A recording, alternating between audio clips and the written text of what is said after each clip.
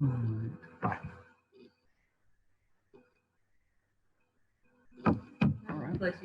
And we, sorry for the delay, a little technical difficulties, and we are live. Welcome to the Peak Virtual School Information Session. This first one we're doing tonight is for our K through 5 students. I'm Gary Udodge. I'm the Director of Career Education and District Innovation. And with me tonight is Dr. Samantha Hall, who's actually in charge of this operation. And I'll just be her moderator and running the slideshow. Hi, and I am the Assistant Director of District Innovation. And part of that is our new virtual option for students you're muted. Sorry, I just thought it was going to come through your microphone. It's tricky doing this when we're in the same room with each other. So we're going to have to try to figure out how to do this without too much feedback. If you hear a big squeal in the background, you'll know one of us forgot to mute a microphone. So anyway, as he said, my name is Samantha Hall. I'm Assistant Director of District Innovation, and I am working with the Fort Smith Public Schools' new virtual option for students in grades kindergarten through 9th grade. This presentation is specifically for kindergarten through 5th grade because there are a few things that are different as the students get older. So we wanted to make sure that we hit on the things that are specific for the students in a particular grade band. So first, just to talk a little bit about some things that are general, and then we will get to the specifics of the actual Fort Smith virtual option. That's okay. Figure out how to change the slide. Will it go into present? I don't ever use Adobe, so. Hey, Dr. Udodge. Okay, K through 5. We go here. Well, while he's doing that, I'm going to go on with this part because I don't have to have a slide behind me to talk about registration, which is the most important thing. We have a bunch of students signed up for our virtual option, and we are very excited. However, what I have noticed is some of you have not yet gotten your students actually enrolled in Fort Smith Public Schools. If you were enrolled last year, you're good to go. But if you're a brand new kindergartner, or if you are somebody that is coming to Fort Smith schools, either you've moved here or you're switching from private school or homeschool or whatever it happens to be, you do have to be enrolled in Fort Smith Public Schools, even if you filled out the registration form for us. So please make sure that you go to your locally zoned school if you have not done that already. If you were going to skip the one with me on it, because I just talked about me. And these will end up being posted, so you will be able to see this whole slideshow later. But what I will need everybody to do, if you want to go ahead and go to the next slide down, is the slideshow will be posted on the, we have a new Google site that will go live tomorrow. We'll post the link out on social media and also on our webpage. And you'll be able to click on these links. So the first link here is the form. Remember that if you're a typical Fort Smith Public School student, and I'm a parent, I've had 4 kids go through Fort Smith Public Schools. My last 2 will be seniors. And every year they come home with that big giant packet of paperwork to fill out. Here's our electronic version for the virtual option. So what you'll do is you'll click on this, you'll fill out this Google form, and it basically covers all of that paperwork that you would normally get on that first day of school. But we do have to have the paperwork, so it's very important that you fill this out. You can do it tomorrow when this goes live, or we'll remind you about it again next week when school actually starts. Some other things that are just general before we get to the school itself. One is about meals. You may go up to your school, or actually any of the schools, and receive lunch and breakfast. The way we're going to do this in order to cut down on exposure and interactions is just like in the summer where students could go up to the schools and there was like a particular time and a particular place. We're going to do something very similar to that. The biggest difference is the window is much smaller. It's about 30 minutes a day on each campus. And you'll go up at lunchtime to receive that day's hot lunch, packaged to go, and then a grab and go breakfast that would be for the next morning. So You only have to go once per day. This is totally your option if you want to take advantage of that, but we are definitely offering this for anybody that wants to do it. The only thing we ask is that there is a form, and you can see way down in the middle of, towards the bottom of this slide, and we're going to have this out all over and publicize it next week. So you don't have to remember this, but you do have to fill out the form by Friday of the week before. So like by this Friday, and next week, we're going to be much more lenient. But after that, by Friday, you would fill this out and let us know for what students you're picking up and what days of the week you plan on coming and picking up lunches. That way our cafeteria folks can have enough food prepared for everybody. Also, if you need to fill out your free and reduced lunch application, you can do that online this year. There's a link here. And again, we'll have these links out everywhere, so you won't have any trouble finding them. But you will just go to that link and you can do that online as well. So you don't have to worry about paper and getting paper back to your school. If you need any of this stuff on paper, however, if you don't want the digital options, we can get you a packet, and then you would just have to return those to your local school. They would go through the little 5-day quarantine before they could be opened up and shared, but we can work with you if that's what you want. Attendance is very important, but it's very different, because the way this will work on the virtual option is the platform houses the coursework, it houses the curriculum, the assignments, the assessments, activities, pretty much everything. So what we're looking at for attendance, it's basically kind of a weekly thing, because you literally have from Monday through the next Sunday night to complete that week's worth of work.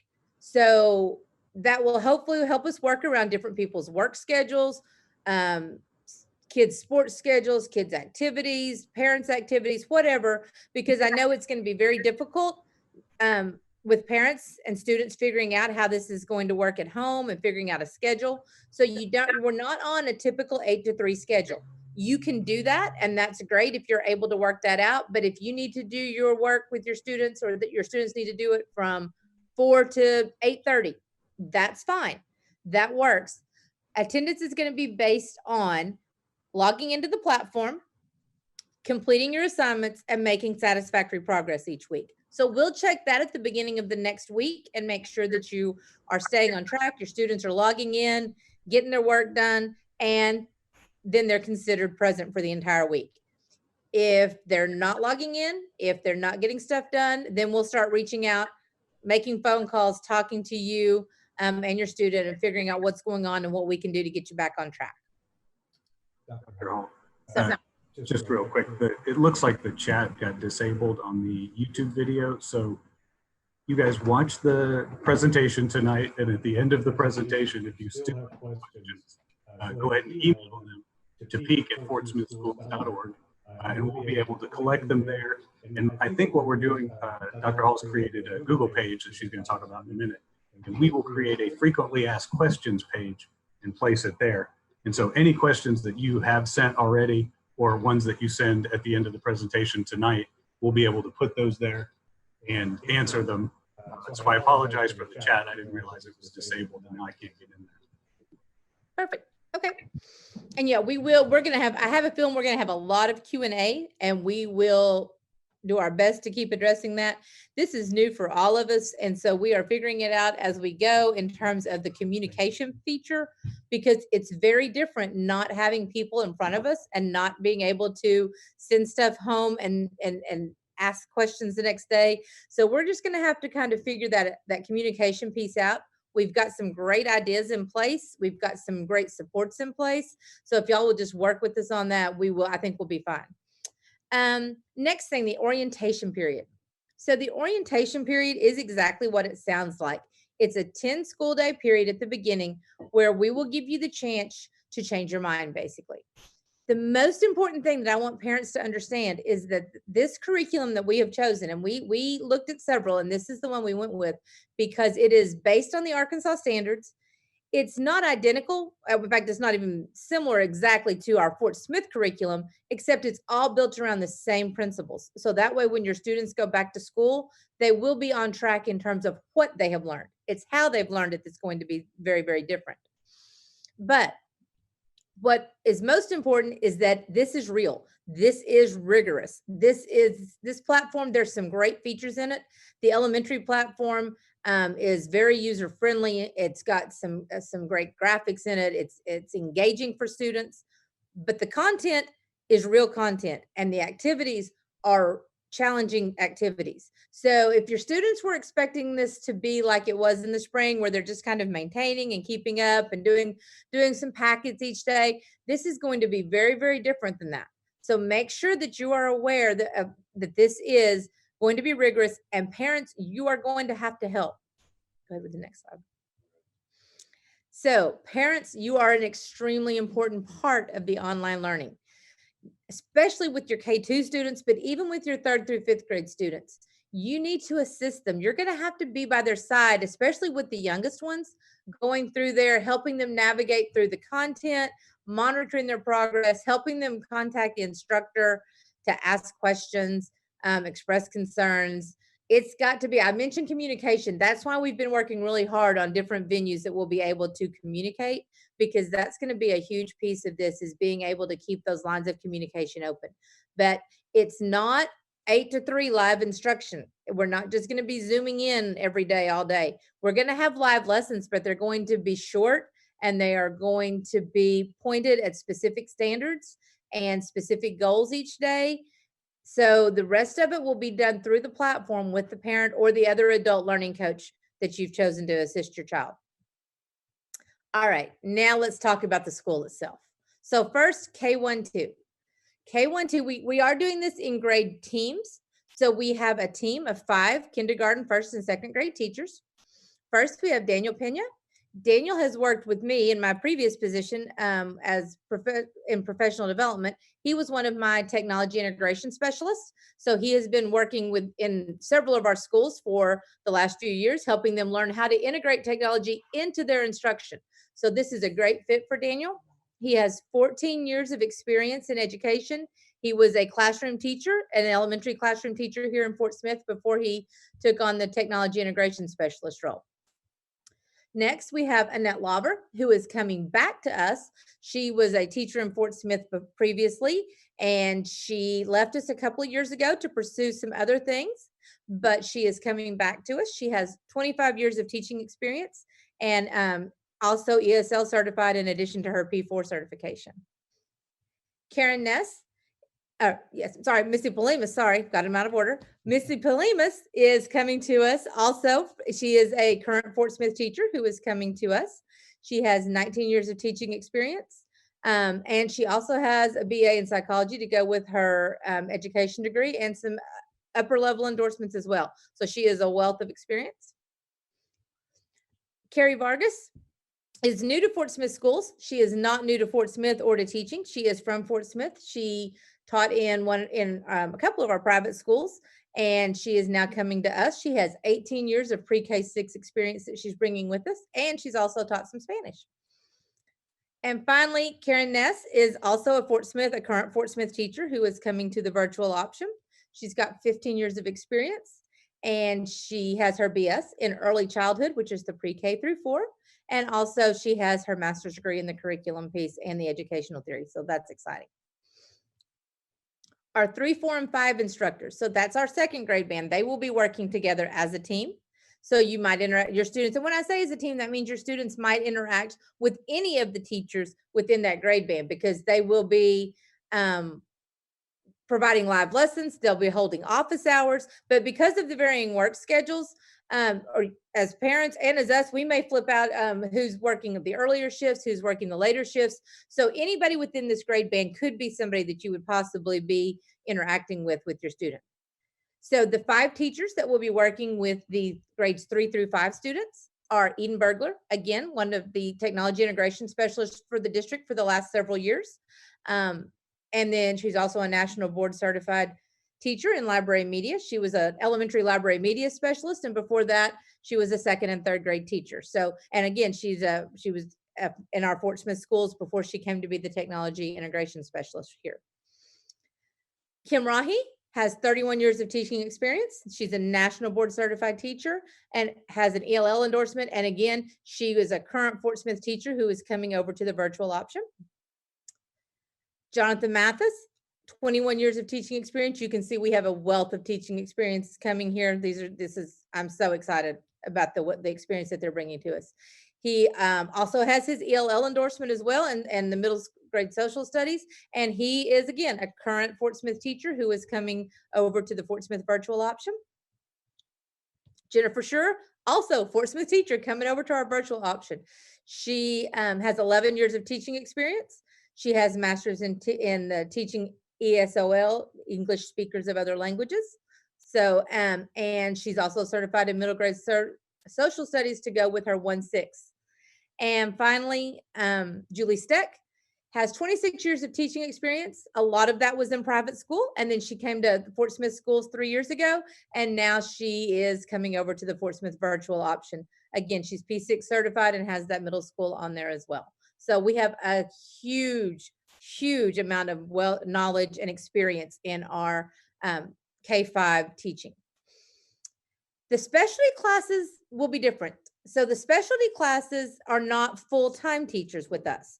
You students on those, that is your art, your music, and your PE classes.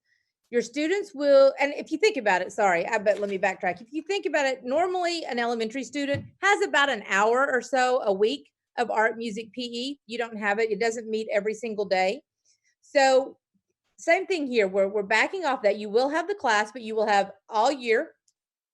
And so we expect you to do like a lesson a week on this, not every single day. And for the teaching, we're going to provide access to teachers after traditional school hours. So these teachers we'll get a schedule together and we'll get it out to you. But basically, we'll have certified art, music, and PE teachers that will be available in the afternoons, roughly 4:30 to 6:30, although the times may be just slightly different than that. Where they are available via Zoom or email, where you can ask questions, get clarification, get help with the project, or if you're having trouble understanding an assignment, there will be a teacher that will be able to help you. They just aren't going to be full-time teachers that are there every single day of the week and putting out lessons every day. Related services. This has been a huge question for people. And we have worked with this. And as far as I know, this is correct as of right now, because we've looked at lots of ways to do this, but this I think is the best way that's going to meet the needs of so many students. If your student is in a dyslexia pull-out class, they're still going to be able to access that. They will just do it. They will have the schedule. Their dyslexia interventionist will contact you to set up that time, and they will Zoom in while that class is going on campus. So they'll be able to jump into their actual on-campus class via Zoom. If your student is in special ed, we are aware that those IEPs need to be met, and special education teachers are going to be contacting parents. They're going to talk to you individually based on those IEPs about what services are available and how they'll be able to access those. Same thing with the 504s. You have those annual meetings every year. So your school 504 coordinators will be reaching out, scheduling those conferences. And at that point, you can review the 504s to see how that fits with the online learning. Because some things are a little bit different. So things you might need at school, you may not need, like extended time on an assignment. Well, you already have that with the online learning. So that works out really well. ELL, we have support services through the Parker Center. What we do not have is the capacity to provide full-time translation services. So we will work with our ELL department, and again, they'll be reaching out and we'll figure out the best way to serve you as best we can. And finally, the Gifted and Talented program. K2, and I didn't even know this part, K2, all students receive some enrichment every single week, about an hour a week.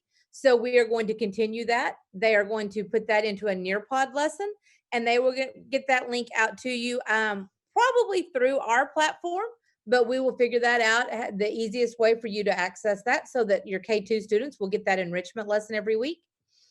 In grades 3 through 6, which once you have been identified into the actual GATE seminar pullout part, you will have the option for your student to either go to the campus for that one class a week to attend their GATE class, or you can Zoom into that synchronously as it's happening each week during the actual class time period.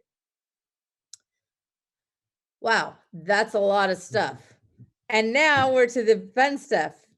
First, digital access. This is huge. You have to have digital access to be an online learner. So you do need internet access and a device. You do not have to use the district issued devices. You are more than welcome to. That is what they are there for. But if you have your own personal device, you are more than welcome to use that as well. I think the software or the platform we're using should be fine with pretty much any device. District issued Chromebooks. Let's see. Can you see if you can click on that link and see if it'll take us there? Try. If not, we'll go on, but that's okay. Oh, you're not in presenter mode. So there it goes. No. Okay. It's okay. Sorry, he's writing the PowerPoint for me, so it's a little bit different. But if you go and see if you can go into presentation mode, go to the very bottom and click that screen, that slide screen. Over, one more. There. Now see if it'll let you click it. There we go. I should have been doing that the whole time. That's all right. Okay, so if you have not picked up your Chromebook yet, a lot of the schools have already done their Chromebook pickup, but tomorrow there are still several more. So if you see your school on this list, then that means tomorrow Chromebook pickup is still available. So make sure that you take a moment. And again, you'll have this slide will be on there tomorrow. So you're welcome to go back to this. You don't have to remember it. It also came out in an email last week. If your school does not have a time left, then you'll just need to call the school office and ask them if you did not get your Chromebook and you're a virtual student. We are prioritizing the virtual students because obviously you're going to have a device on Monday morning. All right. See if you can see if it'll just go back. If not, you can probably minimize. Will probably work. Yeah, there. Yeah, I think that'll work. Yeah, perfect. Okay, now here, this is the tricky stuff, and I did want this slide up. How do you get into your device? If you're a Fort Smith student already, you already know this.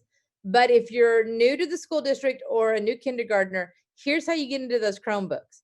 Your email is your initials plus your ID number, and then there's the formula for your password. First name, last initial, birth month, birth date.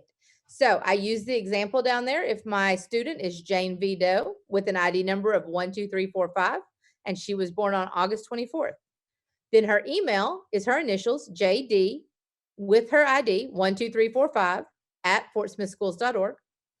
And her password is Jane D 08 for August 24 for the 24th. So that's very important. Because this is the stuff you would normally learn during that first week of school when they have your Chromebooks out, but we're going to have you in your Chromebooks in order to get to you. So that's very important that we get this taken care of a little bit ahead of time. So you can practice with that. If you don't have a Fort Smith Schools email address yet, then you definitely need to contact your school to make sure you're enrolled. Okay. Once you do that, getting started in the course. Okay, so this is just the Peak homepage address. That's an important place to bookmark on your computers because that's where we'll be putting out some announcements, especially till we get everybody settled inside the Pearson platform. Once we get inside Pearson, there's a whole announcement place in there we can use, but we've got to get everybody in there first. So we'll go to the fortsmithschools.org/peak, or you can go to Fort Smith Schools homepage and go to schools. Peak is at the very bottom of the list of schools. Either way, we'll get you there, and that's where we can put out some announcements and expect also to see some links out to, you can see there's a Peak Virtual School tab, and we can get our link out to our Google site that's going to have a lot of information on it. So keep an eye on that, especially over the next 2 to 3 weeks, because that's where we'll be pushing out quite a bit of stuff. Pearson Access is the next piece. So first thing, I keep saying Pearson, and you're probably going, what is she talking about? Pearson Connexus is the company that we have partnered with for our digital content and our digital platform this year. So that's just what it's called. Pearson's the company. Connexus is the name of their platform. So we have our own dedicated site within that. And there's the address, the FSVOK-9 Fort Smith Virtual Option K-9, LMS PearsonConnexus.com. And then to log into that, it is very similar to your Chromebooks. You're still going to use your email address, same email address. The only difference is The password only has your month of your birthday. So instead of Jane D 0824, it's just Jane D 08. So very, very similar. But hopefully easy to remember and hopefully easy to get on there. You can most, and I say most because I haven't gotten quite all people are still enrolling in the virtual option. Plus some of you again have enrolled in the schools since I ran my last report. But I have the majority of people already enrolled in the platform. So you should be able, when we get done here, to log in if you want to try it and see if you can get in there. There is only one course available right now, and it is a welcome to Pearson. I think it's called orientation course that's in there. You won't see the rest of your classes until Monday morning because they are set to start on the 24th. But there is an orientation course that's there. To log in, again, navigate to that website. You might want to bookmark it so it's easy to get back to, and you don't have to type that in every single time. Then you just go up at the top, put in that email address and your Pearson password and click login. And that takes you to the home screen. There we go. Pearson connects to student orientation. So again, that's the only one you will see right now. On the 24th, where I have that black box there, you will have more squares. You will have one for each subject that you are enrolled in. I'm going to apologize in advance because we have way, way, way more students than we anticipated at the beginning of the summer. So we are working furiously to get everybody enrolled. I hope to have that all settled next week. And when I say enrolled, I mean in the Pearson platform. But if we got you into the wrong class, the wrong grade, the wrong school, because we did separate these out by homeschool. And if you've transferred schools in the last few weeks, I might have missed that. So I might have you in second grade at Ballman and you're actually in second grade at Beard. Okay, we can fix that. That's an easy fix. So don't worry about it too much. If on Monday morning you don't have any classes, then we need to figure out what happened. I need to get you enrolled. If I have you in third grade and you're only in second, we need to figure out what's going on. And during that 10-day orientation period, we'll be working on smoothing out all those bumps as well. Our goal on Monday and Tuesday is really just for you to work through that student orientation and for us to troubleshoot and get everybody settled. We have over 3,000 students in the virtual option. And so we expect there'll be some troubleshooting and it will be all hands on deck to get everybody settled. And then we'll get there. Just a couple of other things to notice. I mentioned announcements. That up there in the upper right is where you will see announcements either for the entire Fort Smith virtual or from an instructor for a course that you're enrolled in. And then over on the left is where you will get the other menu. It's your larger menu. And there's lots of stuff there. There's notes, grade. That's how you get to your grade book. Another way to get to your announcements, there's a webmail feature in there that we can talk about next week. Your calendar with when things are due. How to get to the live lessons. That's where we'll be pushing out the live, or not pushing out, but actually conducting the live lessons because they are exactly what they sound like, live teachers. Your activity tracker, etc. All of that is over there on the far left. Academic integrity. Here's one of the really nice things about the virtual option is we don't anticipate a whole lot of classroom management issues, but the biggest thing that we need to talk about is academic integrity and plagiarism, because what is expected when students are working from home within this platform is that they are doing their own original work. So what we don't want is parents doing the work for them, older brothers and sisters doing the work for them, copying and pasting, stuff like that. So we ask you to hold to that high standard.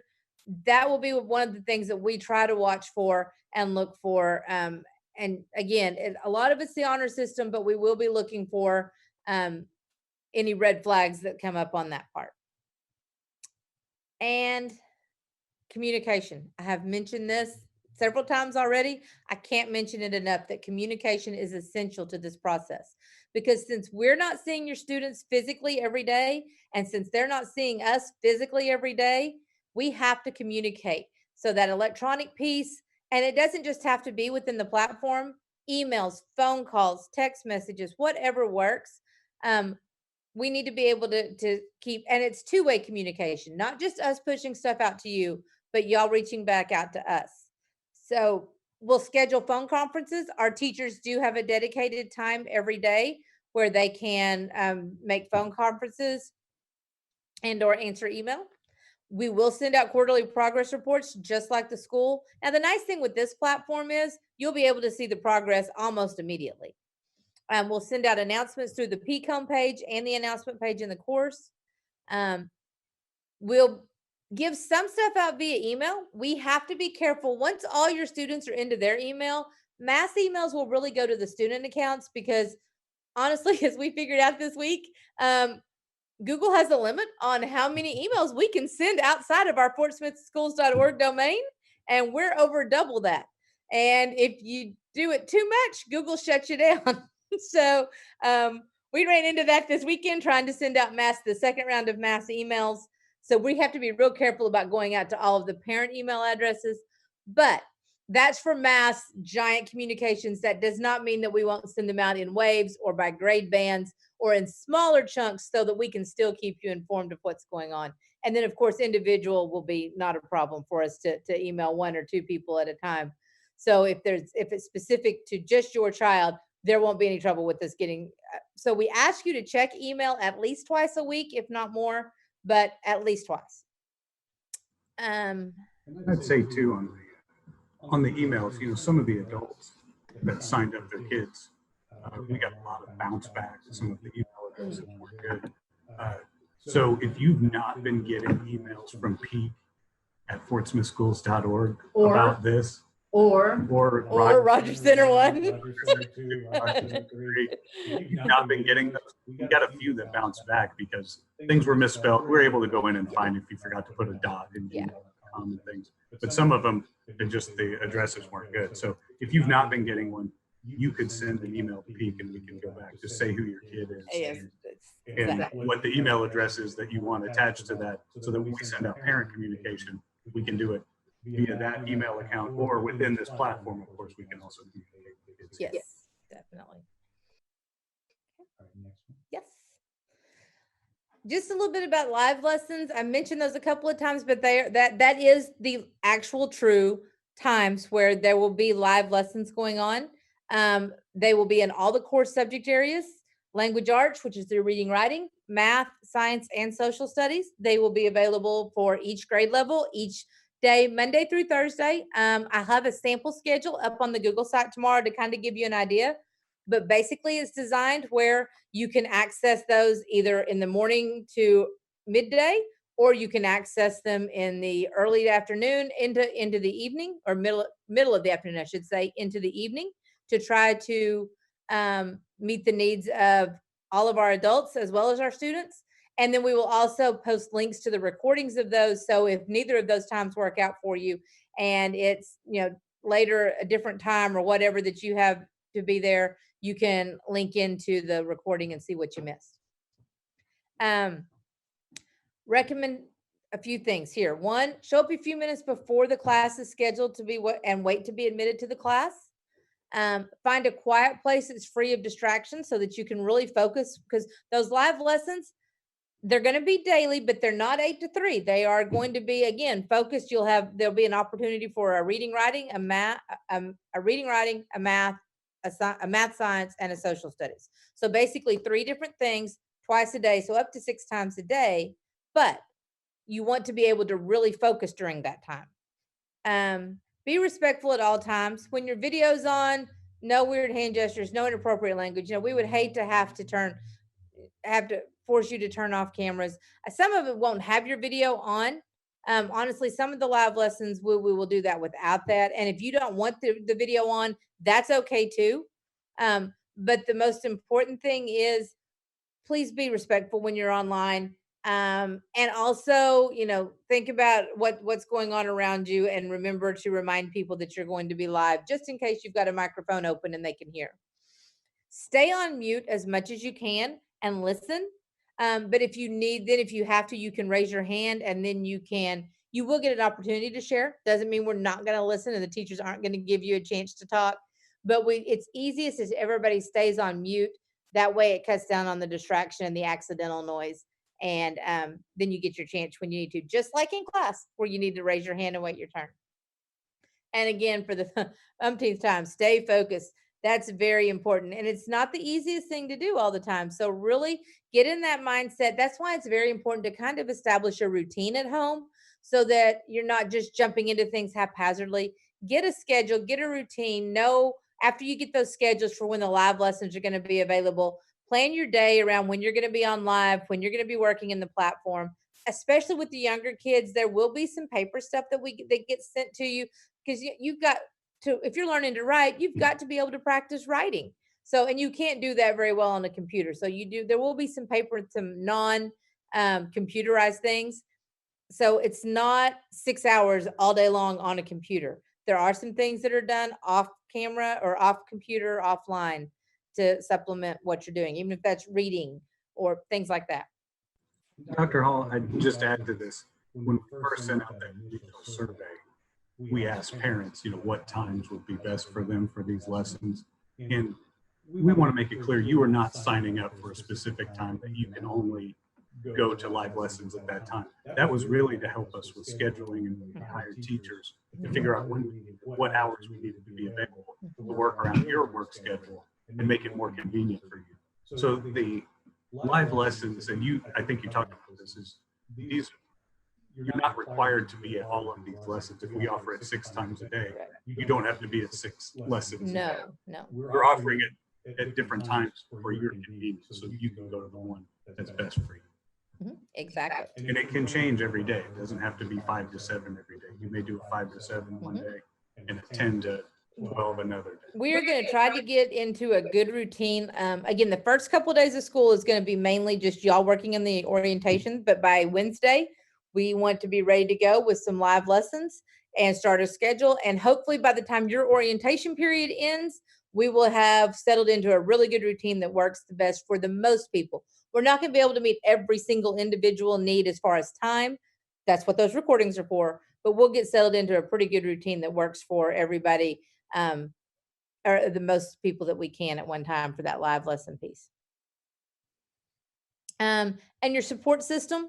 So the best place to start once we get started and everything is going to be with your teachers. And we are working on, Fort Smith is putting in a new phone system. They've been doing it over the summer. So by Monday, they have made it a priority. We are going to get the phone systems here where we are now stationed. We have kind of taken over a section of a building here in town because we are not, well, I should make that clear too. Our teachers are not working from home. They are working from the Fort Smith Schools campus, but we are trying to work together so that we have groups so that we can collaborate. You can, if what you need is not urgent, please communicate by email. For now, again, use that peak@fortsmithschools.org. As we get settled into the program, you might email teachers instead, but that's always a good place to start. And somebody will get back to you within 24 to 48 business hours. If you email on Friday night, it's going to be Monday before you get an answer. But and then if you need immediate assistance, phone. Right now, the Rogers Center here in Fort Smith is where we are stationed. We are working on getting that dedicated phone numbers. And again, check the websites and the Google sites because that's where we're going to be able to put that information out there. I don't have it yet because it's getting set up, but we will have it over the next couple of days. So we will have an actual phone number. It's an 800 number is going to be the direct number. So it'll look kind of strange. I think he was looking at an 844 number was what was available it is local. It's going to look like it's going somewhere crazy. It's not. It's coming right here to the Rogers Center in Fort Smith. So and it's going to be our folks that are going to be answering the phones and and helping you with your issues. School supplies. We put this out earlier, and this is very general. It's just some general stuff that you might want to have on hand because again, there will be some things. Most of your stuff will be done digitally, but there will be some things where kids need to write or they might need to color. As we get into it, there's what's called a backpack within the platform within each course. And you can click on that and kind of see. It does give you the supplies for the entire course. So it's not necessarily stuff you need to run out and buy the first day. In fact, I would wait until you get kind of closer to it and just kind of keep an eye ahead on the lessons that are going on because you won't need a lot of supplies. Just a few things on hand. If you don't already have them in your house, you might want to have something on hand for the kids. And finally, again, right now, we're still, again, peak@fortsmithschools.org. 785-2501 is the main switchboard number for the service center. And right now, if you just call and tell them your questions about the K9 virtual, they will get you routed to the right place. We'll replace that phone number as soon as we have our dedicated phone number. We will get that out there. This is going to be recorded. This presentation I just went through is going to be posted on our Google site. All of this is going to be accessible to you after we're done tonight. And I have a Q&A tab added to the Google site. So you'll be able to get back to all of this plus more. There's more information about the meals. There's more information about, we'll have the Q&A page on there. There's stuff about Chromebooks. Everything's going to be on there. So don't worry if you miss something or are trying to get back to anything. Just pay attention tomorrow and go to that Peak website, and we will get all these links on there for you and get you where you need to go. Once you get there the first time, bookmark it so you can get back. All right. What about our sessions? I do have an email that was asking about, we were designating like 5:30 to 6:30 a certain grade, and 6:30 to 7 a certain grade, and we're just doing those sessions all together. Yeah, Well, no, they're separated by grade. I don't know if you can get to the schedule. We were never doing them exactly like that. Or what are we talking about? This oh, is yes, tonight. tonight. Oh, tonight's session. Yes. Oh, yes. Yes. No, the 6 through 8 is going to start at 6:30. Okay. We're still doing that. Yes, we are. So yes, this was just K through 5. Yes, 6 through 8. A lot of this information will be the same. It will just be talking. The difference will be mainly about the academic part for the 6 through 8, because it is a little bit different with the older kids. So if you have older kids, you might want to tune back in. If you have 9th graders, that's at 7:30 for the 9th graders. And again, that's high school, so looks a little bit different too. So it's up to you whether to tune back in. Look at them tomorrow, whatever you think you need to do there. Thank you. You are welcome. All right, and please email those questions to peak@fortsmithschools.org so that we can start getting you some answers. And we can answer those now if they want to do that now. Since our chat is not open, they can email those questions at Peak. Okay. Since our chat is not open. Okay. So yeah, go ahead and start emailing if you want to. That would be great. Perfect. And that email is being monitored right now. So we're good to go. Yay. Yeah, we've got a few minutes. Okay. Until next one, so, we appreciate everybody tuning in. Appreciate your patience with our technical difficulties. We're live streaming through a YouTube channel from a Zoom, and it turned out to be a multi-step process. And along the way, I didn't realize I had to enable chat, so that's why that's not there. But it's okay, because if you will send your questions to feedback@fortsmithschools.org, we'll be able to keep them all in one place. And like I said, Dr. Hall's been working on a website that we will kind of keep all of this information in.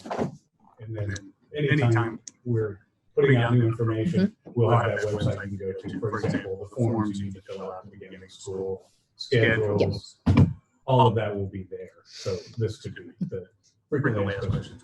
And we just had one really good question, which is if your student does not remember their ID that they will need in order to get into their Chromebook, just contact your school where you're enrolled, and they should be able to get you your ID number. Honestly, since I'm not in a school, I don't know. I don't know what the security is on giving out those student ID numbers, so I'm going to leave it to the schools. We'll find that part out and get you some information on that tomorrow. If it's as simple as just a phone call, hey, what's the kid's ID number? Or if you actually have to do something to get that. And I think you stressed this earlier, but it's important to remember your students.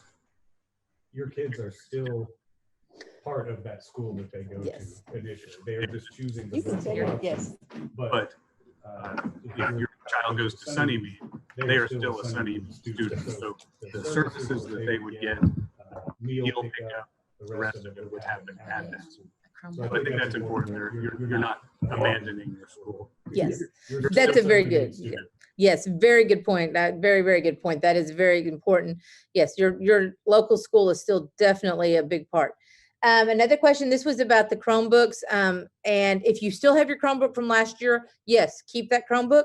All third graders get a new one this year. So we definitely would like you to exchange your old one. All seventh graders get a new one this year. Same thing. We would like you to exchange your old one. If you did not get one last year because either you're a kindergartner, new to the school for the first time, or you just didn't get one issued to you in the spring, or you're new to the district, then just contact the school again during those Chromebook times, or call to find out when another time is that you would be able to pick up that device. Again, if you're not enrolled in school yet, you have to be enrolled in Fort Smith Public Schools to be part of the virtual option. Okay. Okay. This one was a question if they have to log in each day. We encourage students to log in each day. We encourage students to attend those live lessons, which live lessons, by the way, are Monday through Thursday, not on Fridays. But the attendance is going to be based on overall progress. If you are keeping up with your activities and completing your work and keeping your grades up, then you are considered in attendance for that week. I think that's a good thing about the platform too, is that it's available 24 hours a day, 7 days a week. So yes, you can work on Saturday or Sunday if you want. You can work ahead. And of course, if you're attending every day and you're struggling, that happens at school. So, you know, that we talked about that today with our teachers and starting to make some strategies for monitoring and reaching out to people that are just struggling in the platform versus the kids that aren't coming and are struggling. You know, it's just going to be just like school. If you're absent from school or if you come to school and kind of check out, whatever, it's just like regular school from that standpoint. The IEPs, that was back on that slide about SPED. And basically, again, the special ed teachers are going to be reaching out and having those individual conversations with parents about what's within the IEP and what services we're offering. And well, we're offering the services, but how those services are being offered should be my language there, because we are offering all services. It's just how you'd be able to access services that are in your IEPs. So that's still in the works. People will be The special ed, yes, special ed. Well, the special ed teachers that hold those that have those students will be reaching out to the parents. Thank you. When March some testing wasn't completed. And I don't, if that question, it's a question about testing in March. I'm thinking it's probably special ed testing since it's related, because we didn't do a lot of testing in April, but I know there were some that they were in the middle of doing the testing for special education and deficits, and that got put on hold because they weren't doing any testing during the shutdown in the spring. And yes, they will be picking back up right here as soon as school gets started. Special ed department has already got plans in place, and yes, they will be picking back up and completing any testing that was not completed in the spring, plus starting any new that has come in. Here's a good one too. The live classes will be recorded. Will they have access to revisit these and No, the live classes, what this question is, will the live classes be recorded? Or do they have to be there? No, they do not have to be at the live lessons. We are offering that as a service by our teachers. But we're offering them live, we're offering them by recording. And then of course your students may be able to just work in the platform without using either one. This is a very personalized learning experience, and you and your students will just need to work together to figure out what is the best fit for them. Do they need the live instruction? Do they need the recorded instruction? Do they need both? Do they need neither? So, and that's figuring it out and figuring out what's going to be, how your student's going to be the most successful. I know that we've already talked about this, but this is the second one that I've gotten again. Okay, a couple of questions about how many hours they need in a day. And again, this is not a seat time. This is not any hour, specific hours in a day. Ours is going to be based on progress monitoring. What we're looking at are activities being completed and being completed at a successful level. If so, you're considered in attendance. If not, then we're going to look back closer. Did they log in last week? Did they attend live lessons? Where's the disconnect? Or is it on the student side of they're just not getting in there and doing what they need to be doing? Or is it on our side? Are they getting in there and attending everything, watching and spending time in the platform and attending lessons, and we are not reaching them? So and that again, it's very personalized learning when you're doing an online learning. So there's not a one size fits answer to that, other than it's not based on seat time. It's based on progress and meeting the standards. I know I've had a lot of these questions, exactly when we start classes on Monday. Okay. Again, I think we just kind of went over that. It's Yes. not Yeah. What time to start classes on Monday? I won't swear what time exactly the class drops. I think it's midnight actually, but on Monday at some point, all the classes will be available in the platform that your students enrolled in, and they can start at any point. We are not doing live lessons the first couple of days. We will get out some links because we will have some open Zoom links at several times throughout the day that people can jump in and meet teachers and ask questions and get help. That will go along with the telephone number that we will have out by then as well. We'll be all hands on deck around here, just getting everybody into the platform, and if they haven't already made it, and into that Pearson student orientation class. But the other classes will all be available starting Monday, and so they can go ahead and start looking at them, start working through the first lessons. I think we really want to focus on that orientation, getting to know the platform, getting comfortable, getting to know your teachers, Yes. just like you would if you were in school. Yes, that practicing procedures those first few days. Yes, definitely. And here's kind of a general one. What else? What else do I need to do? My child's already enrolled in virtual. Is there anything else that we need to fill out?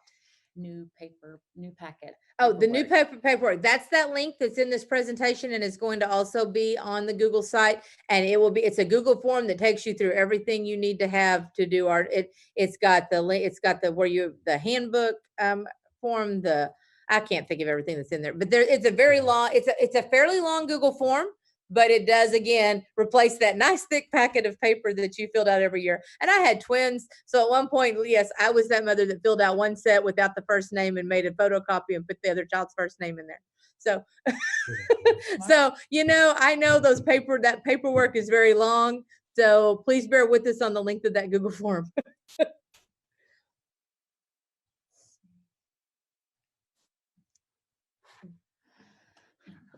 Subjects are covered for fourth grade. Mentions Spanish music. Math, this question is what subjects are covered. This says fourth grade, but I can tell you this is true for K-5. We offer math, language arts, which is reading, writing, science and social studies, and then music, art, and PE. We do have an elementary Spanish that's on demand. We will do that if you're interested in that. Give us the first week of school to get everybody settled. And then if you're interested in the elementary Spanish class, we can also on an individual basis after you see about getting you in that class as well.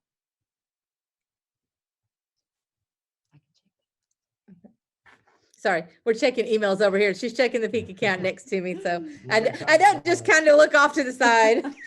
Two more questions. All right. This is talking about username and password, but I know that we've already talked about this. This is kind of, this session will be recorded and they can go back to it. Well, it looks like, okay. And somebody told me, and I'm not surprised that I was wrong, and that's good. And I'm glad they told me it's birth month and year, not birth month and day. So, and I even ran that by my team and we all missed that one, but that's okay. I will fix that. Most importantly, I will fix that in the slides so that on the links, it's correct. Because I can make a real easy switch when we get off here. And so it is birth month and year. Won't affect your Pearson login because it's just your month. And I'm going to have to give Jane Doe a birth year. You can fix that. I will forward this to you. Yes, please do. Yes. I think we need to wrap up this session, and we've got another one starting in a couple of minutes. So thank you everybody for your time. K through 5 parents, if you've got kids 6 through 8, you can hang around for that. Some of it will be a repeat, but there will be some new teachers and some new information. And the 9th grade parents, we're going to start that one at 7:30. Yes, 7:30 for 9. So we'll get a little bit of time.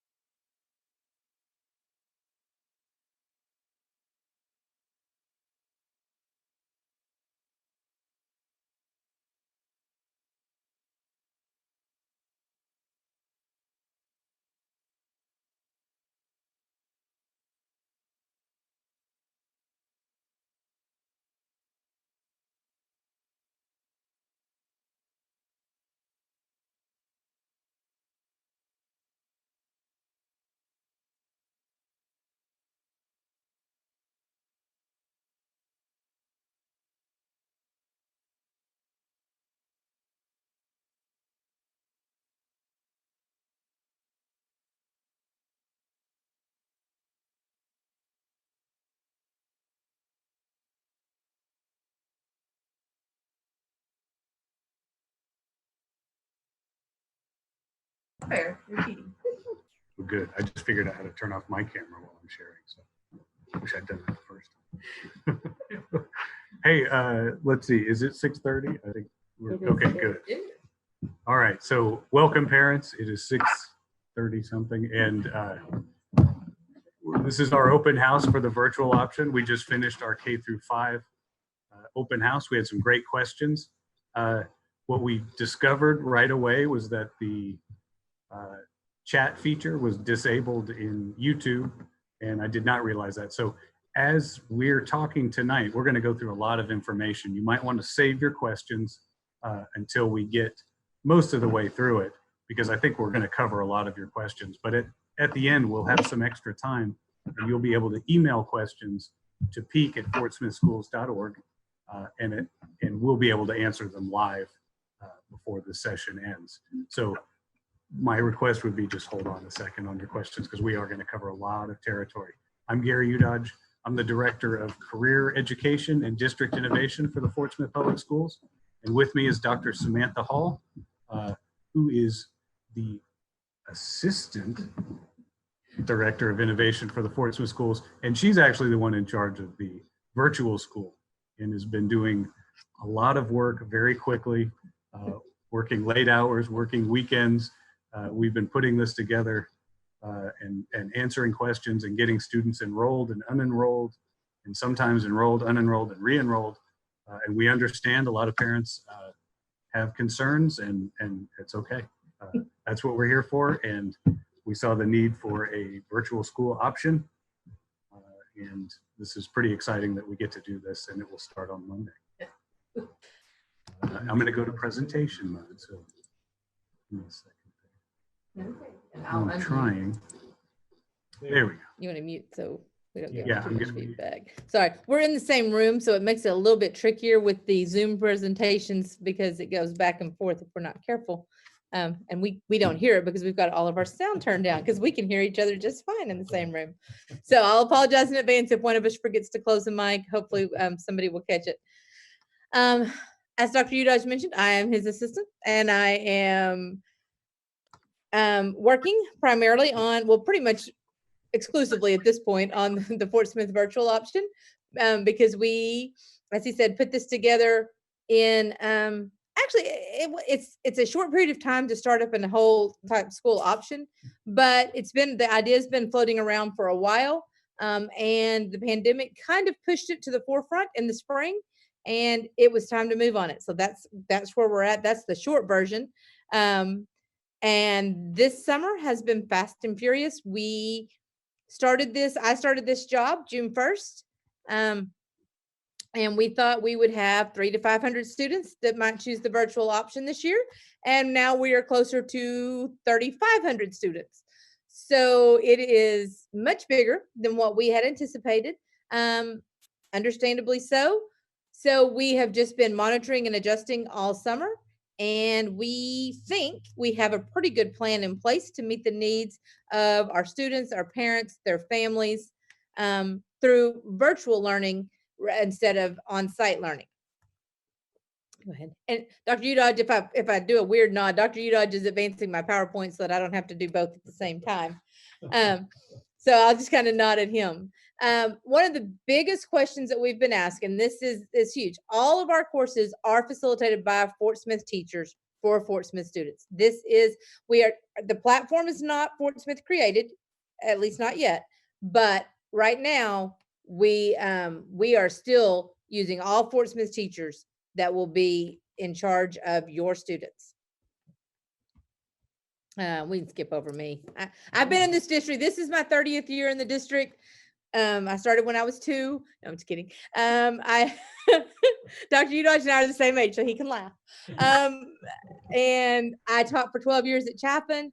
I was a building administrator at Darby and Southside for 10 years. And then the last 7 years, I did professional development for our district. And this year I am doing virtual learning, and I'm going to be learning some career tech and pretty much anything innovative for this district, which a lot of stuff right now is innovative. She's done a fantastic job. And yes, we did graduate from high school together back in the 90s. Was it? Yeah, I'm sure that was it. That's not true. Okay. All right. Now, on to what you're really here for, which is not to hear about us. It's to hear about what we've got for your kids. But before I do that, I've got I can't remember exactly how many slides, but I've got just a handful of slides here at the beginning that are some general stuff. If you had a K-5 student, sorry, you're going to get to hear it again, but this is very important. First thing, required information. Well, even before I get to required information, the most important thing is your student has to be enrolled in a Fort Smith school. So if you have a kindergarten student, or if you have moved here or are coming to us from homeschool, private school, whatever it is, it's great. And thank you for filling out the form to get enrolled in the virtual school, but we can't officially enroll you into the virtual option until you are enrolled in one of our Fort Smith schools. So if you haven't been to your local school yet to do that, please do that first. And then we will get you and let them know that you're planning to do the virtual option. But we've got to have that in order to get you into our system. Then everybody will need to complete the form. And right now, I'm going to start right here. There are several hyperlinks in this presentation. And yes, this is a Zoom, and no, you can't click them. But these presentations are going to be out on our Google site tomorrow. Along with the link to the recording of the YouTube will be out so that you can watch the presentation or send your other parents, friends, whatever, colleagues to watch the video and watch the recording of what we're doing. I need a second take on that one. Anyway, we are live. Yes. So anyway, so you'll be able to get back to all of this stuff, and you'll be able to click on the hyperlinks that you see here when you actually have those. So don't worry about the fact that they're on here, but basically this takes you to a Google form. It is a long Google form. I'm going to tell you that right ahead of time because it is the form that basically takes the place. Remember that big packet that you always get at the very beginning of school where your hand goes numb filling out all that paperwork? I've had 4 kids go through Fort Smith schools, so I filled it out right there along with you. Well, this is covering that electronically because we've been brainstorming on how we would be able to do that electronically. And with the best brainstorming, I reached out and actually stole this from a colleague here in town that was nice enough to share. So I won't take the credit for it, but it is going to replace that big back to school paperwork that you have to do. But we have to have it. So you can start on it tomorrow when the link comes out, or we'll remind you and send the links out again next week once we get started with actual school on Monday. Just be aware that that's what it's for, but it is very important that we have that. If you want paper copies, we can mail those to you, or you can go to your local campus and pick them up and return the paperwork back to your local campus. I remind everybody too that we've got social media. Sorry, I'm just going to ask, did you unmute? Yeah, I'm on mute. Yeah. But no, it's a good question. I talk on mute a lot. I do too. It's the nature of Zoom. We have social media. We've got a Facebook page dedicated to the Peak Innovation Center. We have a Twitter account, I think. Not set up just yet, but We're going to. Okay. We have an Instagram. We have an Instagram account. So a lot of times, and then we have, of course, our webpage. So you go to the Fort Smith Schools, you can get to our webpage. But if you use social media, we'll try to repeat some of the information on our social media too, because sometimes people follow Facebook or Twitter or something before they actually go back to the webpage. So we will have these links in multiple locations. So one thing, as you're a member of the virtual school, would be to just keep up with our webpage because a lot of changes will happen there. And we try to email everybody, but like I said, not all the email addresses we got at the beginning were correct, so we had a lot of stuff bounce back. So if you did not receive emails from Peak at fortsmithschools.org or the Rogers Center 1, Rogers Center 2, Rogers Center 3, when we were sending out links like this and other communications, that means we don't have your right email address. So you could just email and say who your child is and what email as the parent you want associated with that, and we can get that changed in our form so that when we do send out mass emails, you'll get them too. All right, let me go to the next. All right. Another thing that's for everybody that y'all need to be aware of, just so you know, meals. Because your students are virtual, they won't be coming to campus every day. But if you would still like to take part in the school lunch program, you definitely have that option. So one thing, just like with everybody, and this is actually in the other form too, but we're going to put this link out in multiple places, is that link to the free and reduced lunch online application, and it can be done online instead of paper this year. We will also have a form each week, because I guess I should explain the process before I tell you what the form's about. The process is grab and go. So basically, there will be a designated time at each campus, and if you click on this, it would take you out there. Again, you'll be able to do that tomorrow when you're actually in the site or on the presentation yourself. It will take you to where each campus, the time that they will be having their lunches available. It is a grab and go hot lunch. The hot lunch that's being served that day will be packaged to go, and you will also receive a cold breakfast that you would have for the next morning. So you would be able to access both those meals with one trip to the campus. Either the parent or the student can pick it up. It does not have to be at your enrolled school. So if you live closer, if you, again, with the 7/8, a lot of you are junior high students, if you live closer to an elementary school, or your students are going to be walking to get it, then you can have them pick it up at the neighborhood elementary school. There will be a form that we post out. We'll do it for this week, but we're going to be very lenient next week with the meals. But then next week, we will definitely need this form. By Friday of each week, we'll ask you to fill out the form. And what that basically tells us is for each of your children, which days you plan on coming to pick up lunch and or breakfast. And that way it gives, and at which location you're going to do that. That way our cafeteria staff is able to make sure that they have plenty of food for everybody, but not too much food in case people aren't going to pick those up. So we're going to make that available to you. And again, there is a specific time and a specific location. You won't just go like through the whole school. It'll be very similar to the summer feeding program where there's a designated place for you to come and get that meal at each site. So it's not a one size fits all. It's customized per campus. Attendance. Now this one is very different. It's extremely important. Attendance is a legal record of school attendance. So it's very, very important, but it's very different in the virtual environment. So I wanted to do this before I get everybody distracted by teachers and classes and all that stuff. Attendance in the virtual environment is not based on seat time. We are encouraging students to log into the platform every single school day. We are encouraging them to attend live lessons, and we'll talk about what those are and how those are going to work a little bit later. But we are encouraging students to attend live lessons Monday through Thursday when they're offered. At least they're all going to be offered multiple times a day, but to try to get into at least one of those in each subject area to actually get live interaction with the teacher. But our attendance is really based on if you are progressing through the platform satisfactorily and completing your work. So it is possible that you would have to have been logged in, but we're not counting time that you're in there. We're looking at your progress versus the standards. So if you have made satisfactory progress over a week's worth of assignments, then you are considered, and we'll do this weekly. So like on a Monday, we'll look at the progress for the week before, then you're considered in attendance for that week before. It is not an 8 to 3 type thing. It is not even a specific number of hours. It's what works best. It's extremely personalized learning. So it's what's going to work best for your students to be successful. So don't get hung up in time and logs and hours. What we're focusing on is student learning and students being successful. Orientation period. Okay. So we talked about this a lot, and we decided this was important because students, the spring was weird. Just bottom line, we stopped school. We went to school one day and then we didn't go back. So our teachers did a phenomenal job. Our state responded. They put out some guidelines about grading and AMIs and all kinds of stuff.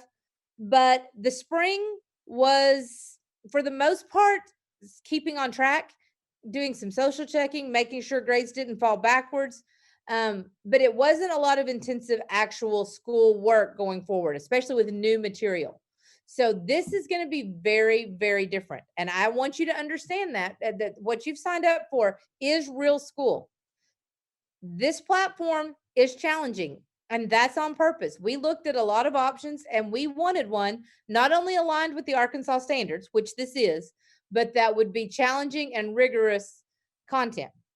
So that's what this is going to be. And it will require students to complete these activities, go through the platform, follow through. It has to be done in order. You can't do a lot of jumping around. Some things, until you complete an assessment, you can't go on to the next piece. So please understand that this is very different than what AMI looked like in the spring. We're going to give you the first 10 school days to get in there and try it out and make sure that this is what you thought you were signing up for with virtual learning. This is a national model. It's not anything that we have gone out of our way. I'm not trying to scare you away. I just want to make sure that you know what you're getting in for. So those first 10 days, if you change your mind, you are guaranteed your spot back at the elementary or junior high that you should have attended. After that first 10 days, you might change your mind later in the semester, but we can't guarantee your spots at that point. It's going to depend on a lot of factors. So really take those first 10 days seriously, really spend time doing what you're supposed to in the platform, checking it out, making sure that you and your student can navigate, and then let us know if you change your mind and decide that you want to go back, or if you have friends that are in the traditional option that think, hey, wait, I kind of like what they're doing over there. That's not what I expected. It's better than what I was anticipating, or more rigorous than what I was anticipating. They can jump in too, and during that first 10-day period. Key is communication and letting us know what you want to do there. Now, parents, this is specifically for you. You are an extremely important part of online learning. With K-5, we request that a parent is with the student the entire time they're in the platform, helping them navigate, helping them work through the lessons. They are the learning coach. They take a lot of responsibility for the actual day-to-day learning. 6-8, we start a gradual release model. So at 6-8, students are older. They're starting to be more mature. And yes, I do have teenagers, so I say that knowing what I'm saying, but they do. They really are. They are able to take ownership in their learning at a better level than the K-5 students are. So what we expect with 6-8 is that they can navigate the platform by themselves to an extent. But what we need from the parents is that you monitor them. You make sure they're actually logging in. You make sure they're getting assignments done. It's very easy in the platform, and you'll be able to see how to do that. It's very simple. There's some great little checks in there to do that. But that's what we're asking of parents, is to help us by making sure that your students don't get too far behind before somebody notices. Because we're going to be checking at least a week at a time. We're going to be offering live lessons for them, but we need the parents on board with virtual learning. It is a very personalized atmosphere, and it is a true partnership between the schools, the teachers, the parents, and the students, everybody. And making contact and helping your students can contact teachers, but we also want parents to reach out and make two-way communication a priority, so that it's not just us sending out announcements, that we're actually hearing what you're saying. And again, personalized learning also means we'll be looking at some individualized stuff in there too, to try to help and see what's going on and what your student needs to be successful. So again, I mentioned 6, 7, 8. This is middle school, and we don't have middle school. So you may be wondering why we decided to do this. Well, two reasons. One, after we really got into the platform, Pearson has a natural break at their content between K-5 and between 6-8. Also, we are, as you know, from our Vision 2023, we will be transitioning to middle schools next year. Virtual school is not just a response to the pandemic. It is a long-term project. We are going to continue virtual school, the virtual option, after the pandemic. So it's not going away. So we are aligning with future focused how this is going to be long-term, so that as we set this up with the future in mind. So yes, we do have some students that are attached to elementary schools, and we have some that are attached to junior highs. Within the virtual platform, it really honestly doesn't matter, because your lessons are going to be personalized to your grade level. So let's talk a little bit about the staff. With this, we are hoping to have 4. Right now we have 2 full-time staff members. I'm hoping to get another one hired in the next day, and then by Monday, hopefully have the next one. The key on this is our levels, our certification, because we are only we are making sure that we are offering teachers that are certified in the middle level content areas. They are certified math, English, science, social studies. Dana Brooks was a technology integration specialist here at the Rogers Center, where we are temporarily based while Peak is being renovated. So she, her job the last 2 years was to, or the last year was to go into schools and help teachers integrate technology into their instructional day. So it's perfect fit for her to shift over to the virtual school. Her background includes being a library media specialist. She was a middle level teacher for 6 years before that. She's ESL certified. So she has a lot of experience in a lot of areas that make her a perfect fit for the virtual option. And Rebecca Kalin, she has 9 years of teaching experience. Most of it, I believe, was in private school, and she also was a private school administrator before coming to us. So she also has a lot of experience. She's certified in all the subjects, 4th through 8th grade. So for the 6, 7, 8, that it gives us the flexibility. Again, I talk about being certified, but it gives us the flexibility for our teachers to work different times of day, work different live lessons, and meet the needs of multiple students. Virtual electives. Now, first, I guess I should say we obviously have, they will be taking care of your math, English, science, social studies. There's also electives in middle school, and there are 2 sets of electives. We have our virtual electives. Those are the ones that you will take online. That is the majority of them. We have an art, a music, a PE. We have an elementary Spanish. There's PE and health. Oh, wait, I put journalism on here. I don't think journalism actually starts till 9th grade, so I probably should have taken that one out, but sorry. But everything else, the career orientation, the key coding, the key code career development, we've got all kinds of stuff that is available that can be done 100% virtual. And the way that is done is the content is accessed on the platform, just like the content and curriculum is with our math, English, science, social studies. However, for the electives, we won't have full-time teachers. We will have part-time teachers that will be available in the late afternoons. We'll get a schedule out to you. And as you work through those courses, if you run into questions, make a note of them or email. You'll have an email that you can, but there will be certain days and times that they will be designated that you will be able to video conference directly with your certified area teachers to get help with those elective areas that you're doing virtually. Okay. The other part is the on-campus electives. So if you are in band, choir, orchestra, GATE, or athletics, you have the option to continue with those programs by going to campus each day when that class is meeting. If you do that, you'll just report during the regular class period. You'll get there just enough early to check in through the office so they know you're in the building. You will go to your class, and then when you're done, you'll check out. And at that point, you are expected to leave campus. So parents, as you are filling out the that big packet form I said at the beginning, there is a place where you can designate the people that will be picking that have permission to pick your students up each day. So please make sure to fill that out for any adults that you expect to be picking your students up so that they would be able to do that. Since again, with the 7, 8, and this is 7, 8. This does not apply to 6th grade. GATE's a little bit different, but in general, it doesn't apply to 6th grade on that part.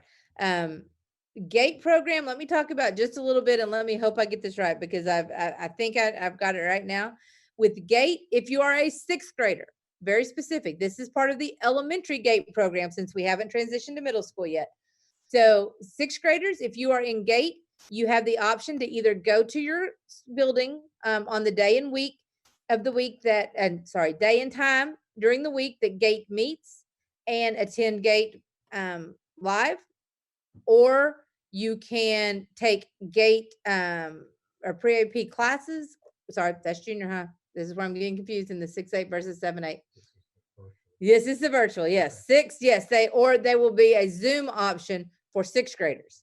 For 7th and 8th graders, the classes, the GATE seminar is project based. So therefore, after a lot of discussion with the GATE teachers and the GATE coordinator, it's just not feasible to do 7th and 8th grade GATE with the project based nature of the course by Zoom. So you can either go to class on campus for that gate period each day, or you can fulfill the gifted and talented requirements by taking accelerated classes, which would be your honors or pre-AP.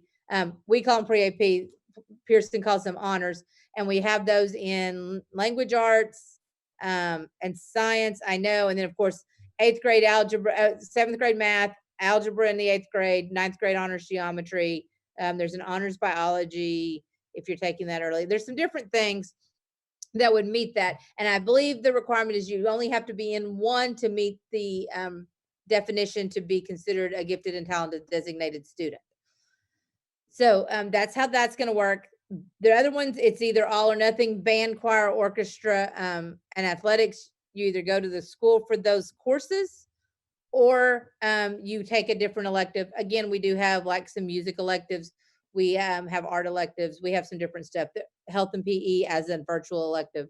So you have choices there. High school credit courses. And again, the 6-8, there is so much that goes on in the middle school area, because some of your 8th graders can take high school credit courses as 8th graders. And it's very important that you understand, for the high school credit courses, they are almost exclusively within the Pearson platform. We are following the same model that the high schools are doing with the high school students for that, because again, it is the credit for graduating.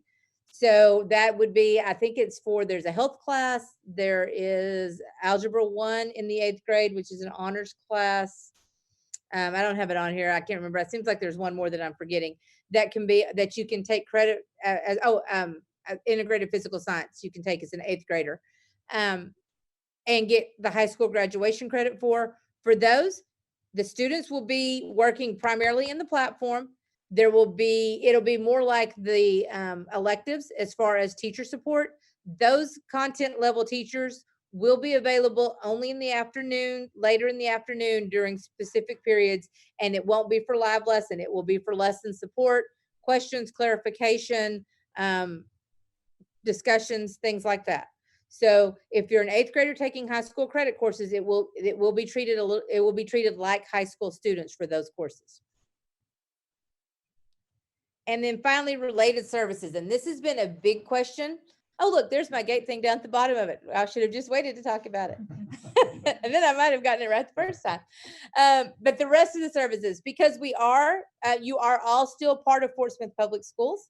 Your students are not, they're actually still part of their zone neighborhood school. Whatever school you are enrolled in as a physical student, you are still enrolled in that student as a virtual student.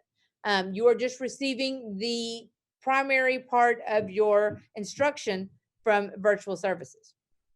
So if you are in a dyslexia class, your dyslexia interventionist will reach out to you and schedule. They're going to be providing those services through video conference. I believe you'll zoom into the class that will be taking place on campus and get those services that way.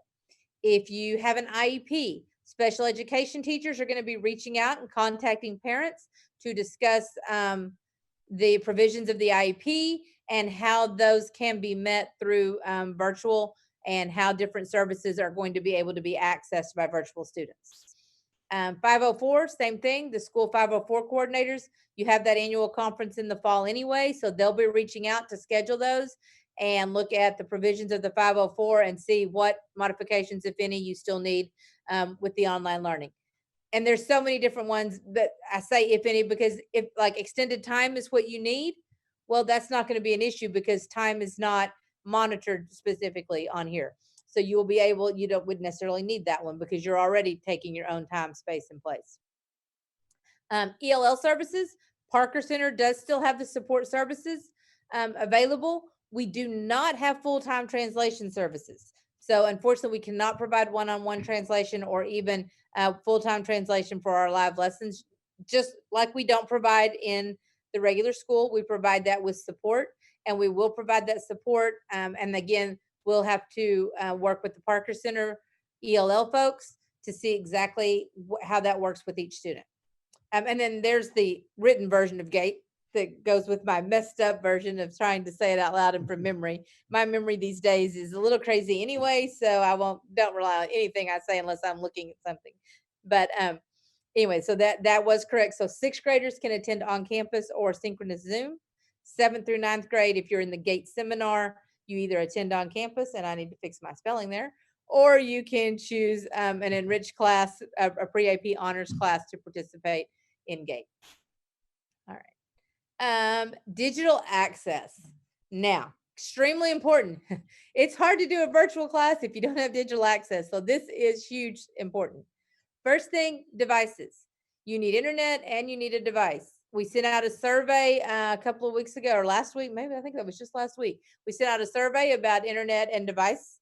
So if you did not get that, we'll try to get that back up on the website as well. But or you can just reach out, and we're kind of at crunch time. So if you'll just email peak@fortsmithschools.org, and we can talk to you about specific issues. Devices, if you have your own device, yes, you may use it. I've had that question a few times already, so I'm going to go ahead and address that. You don't have to use the district issued Chromebooks if you have another device that is available to use. That's fine. However, we do have Chromebooks for every student. Let's see, I'm in the 6th, 7th, 8th grade band right now. So if you are a 7th grader, all 7th graders get new Chromebooks this year. We do ask you turn in your old one when you get your new one. 6th graders and 8th graders, if you were already in the Fort Smith district, you should have your device from last year, and you just keep that device and continue using it. If you are new to the Fort Smith School District, then you would need to pick up a device from your zone school. And that hyperlink there will take you to where those are at. Tomorrow, there are still some schools that have Chromebook distribution going on for virtual students. So if you want to click on it, we'll let you go. Yeah, there we go. So tomorrow, it looks like a lot of our schools still have a pickup time tomorrow. If your school does not have a pickup time, that means they already held their pickup this week. And if you still need a device, then you need to call the school and find out what time you can come by. Make sure they know you're a virtual student, because that's the priority on distributing devices, because they can get the rest of them out to students on Monday. But you need yours obviously on Monday to start virtual school, virtual classes.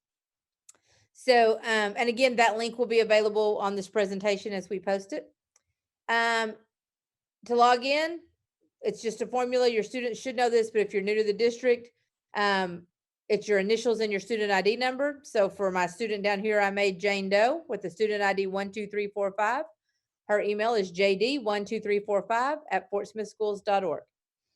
Password, first name, last initial, birth month, birth year. So Jane D, and then her birth date is August of 2012. So it would be 08 for August and 12 for 12. So Jane D 0812. It's a nice little formula there that you can use, and that should get you into your Chromebooks. So that's very important that you test that out, or whatever device, just make sure your device is working and accessible, chargeable, etc. Then next thing, getting started in the course. Okay. fortsmithschools.org/peak is the homepage for Peak Innovation Center. Sorry, I said it was just my thinking to my next section here. is the Peak Innovation Center's homepage. You can link to it directly here or from the fortsmithschools.org website. If you go to the schools drop-down menu, it's at the very bottom of the list of schools. The reason it's important is because right now, this is the easiest way for us to get links and information out to you. We found out the hard way we knew that you could only send out a limited number of emails through Gmail in a day, and 1,500 was not enough to send to everybody that signed up for the virtual option. So that's why we were using some multiple email addresses. But if you do that off of the Fort Smith network, it thinks you're spamming people and have hijacked, and it locks you out of your email. So we managed to lock up a couple of email addresses. So we are going to avoid mass emails, especially with just 5 days until school starts. We can't even really do it in waves because we don't have enough days to do that. So the easiest way to get announcements out is we'll be using social media, as Dr. Udaj said, or this is the landing page you can go directly to on the Fort Smith website. And we're going to put a link out to our Google site, which will have even more stuff on it so that you'll be able to get to all of that tomorrow. keep an eye on it over the next 5 days, please. Actually, even probably into next week sometime. Eventually, we will go through Pearson. I keep saying Pearson and Connexus, and you probably don't even like, what is she talking about? Okay, so we partnered with Pearson. That is the company that we are using to act for our digital content this year and the digital platform, which is called Connexus. That is where your students will be engaging in most of their instruction. We have a dedicated site, and you can see it starts with FSVOK-9, which stands for Fort Smith Virtual Option K-9. Makes sense. So the first time you link to that, and again, this hyperlink will be active in the presentation when you get there. First time you go to it, though, I would bookmark it. That way you don't have to keep remembering it or coming. You'll be able to get right back to it each time, especially on your students' Chromebook, so they'll be able to get in there every day. We tried to make the login as simple as possible, especially since we've got so many kids that are going to be using this. So your username, just like your Chromebook, is your Fort Smith email address. So that jd12345@fortsmithschools.org. And the password is similar, but it's not exact. We want it to be a little bit different. So it is Jane D 08. So we left off the year. It's just your first name, initial, and then the birth month, 2-digit birth month. So very, very simple. And again, we will have these samples out there until you get used to it and get logged in, and we get everybody into the platform and kind of settled there. At that point, here's what the first page looks like when you get there. If you see this, you got to the right spot. The username and password is up in the top right corner of the page. And again, you just type that in and log in. And then it will take you to, there it goes, to your landing page.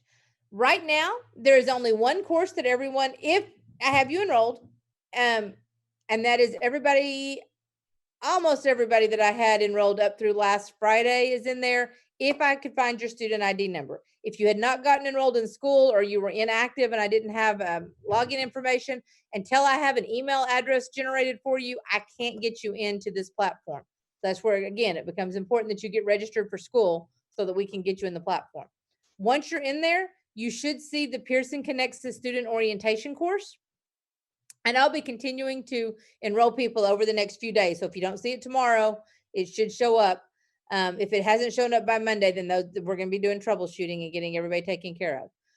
But that student orientation course is a self-paced course that will kind of work you through the ins and outs of the platform. So I'm not going to take you through everything, but on here, what you can see is where that black box is.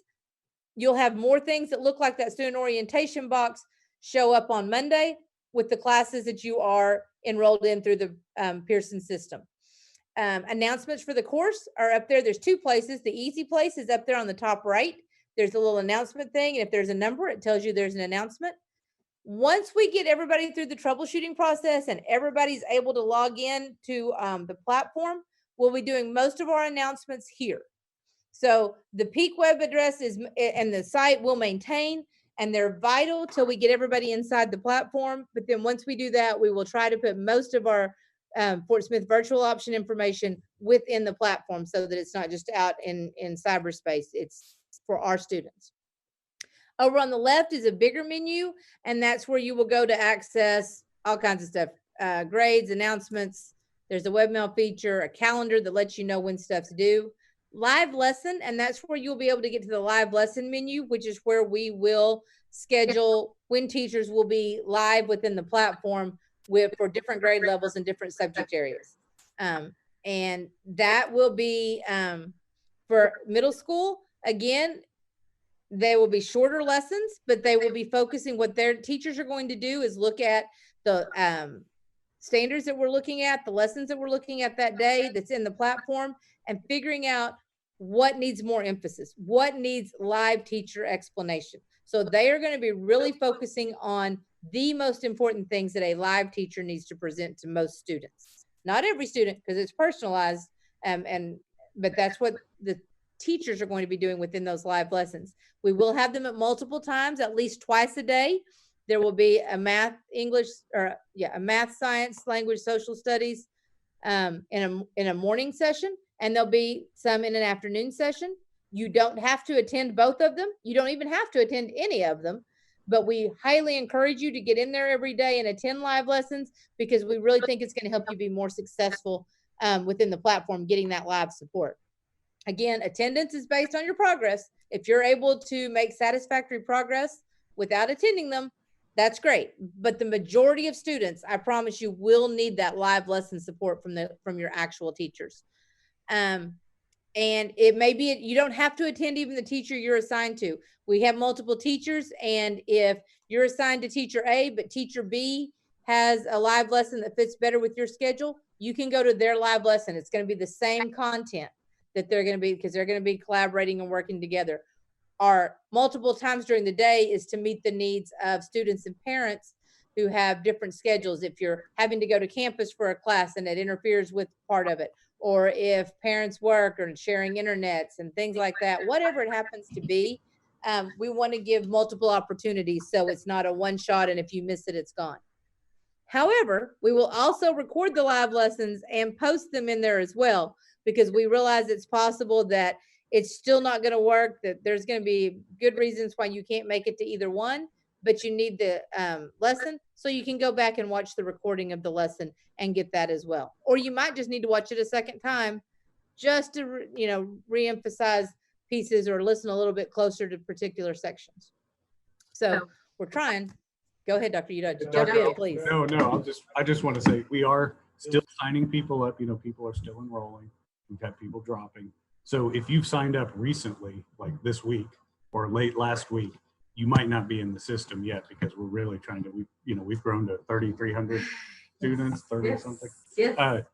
The other thing is we've gotten some great questions in the peak email. We've tried to address those, and we're going to address some later in this broadcast. But we want you to know that I've got a lot of parents that are planners. They want to see all the courses. They want to get right in there right now. And I completely understand that. But that's what we're going to do that first few days of this class. So starting Monday, you'll have access to those classes. But really that student orientation and the work you need to do there and getting comfortable with the platform, getting to know the platform, that's when that's going to happen. So you don't need to be on that right now. You don't need to worry about it this weekend. I know a lot of parents were worried they were going to be behind. Please don't worry. We are putting this out as quick as we can, getting everybody the schedules, and we're going to have some days to adjust those and make sure we got everything right. So Monday, when Monday comes, you'll get right in there and be able to see all of this. Yeah, exactly. And actually, we won't even be doing live lessons on Monday and Tuesday, because the teachers will be all hands on deck, making sure that we've got everybody enrolled, everybody in the classes, in the right classes. Now, I won't even say if you have transferred from Darby to Chaffin over the summer at some point, and I downloaded my list before that happened, you might be in Darby's classes and we'll get you moved over to Chaffin's. Here's the great thing about that. It's the same classes. I just made multiple sections to match up with your home schools. So the content, everything in it's the exact same. So that's not a big deal. And we'll just get you transferred from one to the other over those first 10 days. But those first couple of days, we just want you working through the orientation. And we're going to be focusing on making sure everybody's got access. And we plan to start live lessons on Wednesday. Now, the classes are available on Monday. So you can start working in the assignments. It's it's self-explanatory. Unit 1, lesson 1.1. I mean, it won't be hard to figure out where you're at there. And by Wednesday, we'll be ready to start those live lessons, and hopefully we'll have everybody settled and you can get that good 10-day period. Huge thing here. One of the nice things about the virtual option is we don't anticipate a lot of classroom management issues. The biggest things we'll be dealing with anything in that happens in live lessons. And then, of course, academic integrity, because you will be working at home. You will be working in a platform. So there is, this is huge, that students do their own work, that students turn in their own work, that they don't have their friends doing it. They don't have their parents doing it. We have some ways that we can check for plagiarism, that we'll be running, spot checking things here and there. We'll be looking for red flags this is the hugest thing. And I just say that because we don't have all those other things, but this in an online environment is the number one, and we take it very seriously if it is violated. So just be aware of that and make sure you have a talk with your students about exactly what these things mean and and we'll be doing the same thing as teachers. We'll be going over some of this too, but make sure you get your expectations to them as well. Communication. We've mentioned this multiple times. Communication is essential for in a virtual environment. We're not going to be seeing your students physically every day. They're not going to be seeing the adults in the classrooms every day. So communicating is essential in terms of not just academic progress, and that's huge, making sure of that academic progress, but the social emotional checkups. The pandemic was hard on everybody, and everybody is starting back to school. It's a different environment, so that's a huge piece. And that's it's hard to gauge that sometimes in a pure electronic environment. So we want you to reach out to us. We'll be scheduling phone conferences. We'll be sending out progress reports. We'll be announcing on our Peak homepage first, and then eventually within the platform. We individualized information we can do via email. We can't do those mass 3,500 ones. We learned that the hard way, but we can still, that doesn't mean we can't send out emails to specific people and small groups. And so please get in a habit of checking your email, double checking that you're getting it from us and we've got your correct address. And we'll correspond with parents, we'll correspond with students. We're working on other ways. We're just trying to make sure, and over these first few weeks, that's going to be settling into the best way to communicate is going to be one of our focused items, because that is going to just be essential throughout this entire year. Next one. And along with that, the live lessons, because even though we won't see students physically, if students show up for live lessons, we do have that opportunity for interaction. So, here are kind of our expectations for the live lessons. They're not required, but they are highly, highly, highly encouraged that you drop into at least preferably one a day for each core subject area. And if you want to attend more than one, if you need to attend more than one, that's fine too. You're welcome to drop into as many as you need. Excuse me. Be there a little bit early because we will start on time. Find a quiet place free of distractions. And that kind of goes with picking your times as well. What's the best time and place for you to be able to really focus? If you need to get some earbuds so you can listen, things like that. All of this is personal. It's your space, your time, your devices. Figure out your best thing that's going to work for you. But parents, that's a big thing to be doing over the next few days, is figuring out where their home learning environment's going to be. Students, please be respectful at all time. If you have video on during a video chat or a video lesson, be respectful in what you're doing and how you're dressed, in your language, etc. Well, language is with or without the video on. For the most part, we ask you to stay on mute during the live lessons. We have short periods of time for each one, so we have to stay on focus and on task. We can't go wandering away too much into the weeds. But if you have questions or comments, there's a raise hand button that you can do just like you were in class, and then you will have a chance to share with the class. Stay focused yourself and on task so that you're missing, because if you miss stuff, yes, you can go back and watch the recording later, but that will take more time and energy. So, if you just really stay focused on that lessons, they're shorter time periods, 30 to 45 minutes. So you should be able to focus for that long. We have built-in breaks between each one so that everybody can refresh, including our teachers, because they don't need to be staring at screens all day long either. So, they've got to have breaks to get up, walk around, get a drink, get away from the screen time just a little bit. Your support system. The best place to start once we get settled in is with your teacher. Because that's going to be who you have the contact with on a daily basis. And when I say your teacher, again, we're working in a team of teachers. So all of our middle school team is really your teacher, even though you will have a specific one that you're assigned to. If you don't need immediate assistance, email is the best way to reach us. Right now, again, that peak@fortsmithschools.org will respond within 24 to 48 business hours. Once we get really into school and into a routine, we'll probably have teacher email addresses to replace with that first point of contact as well.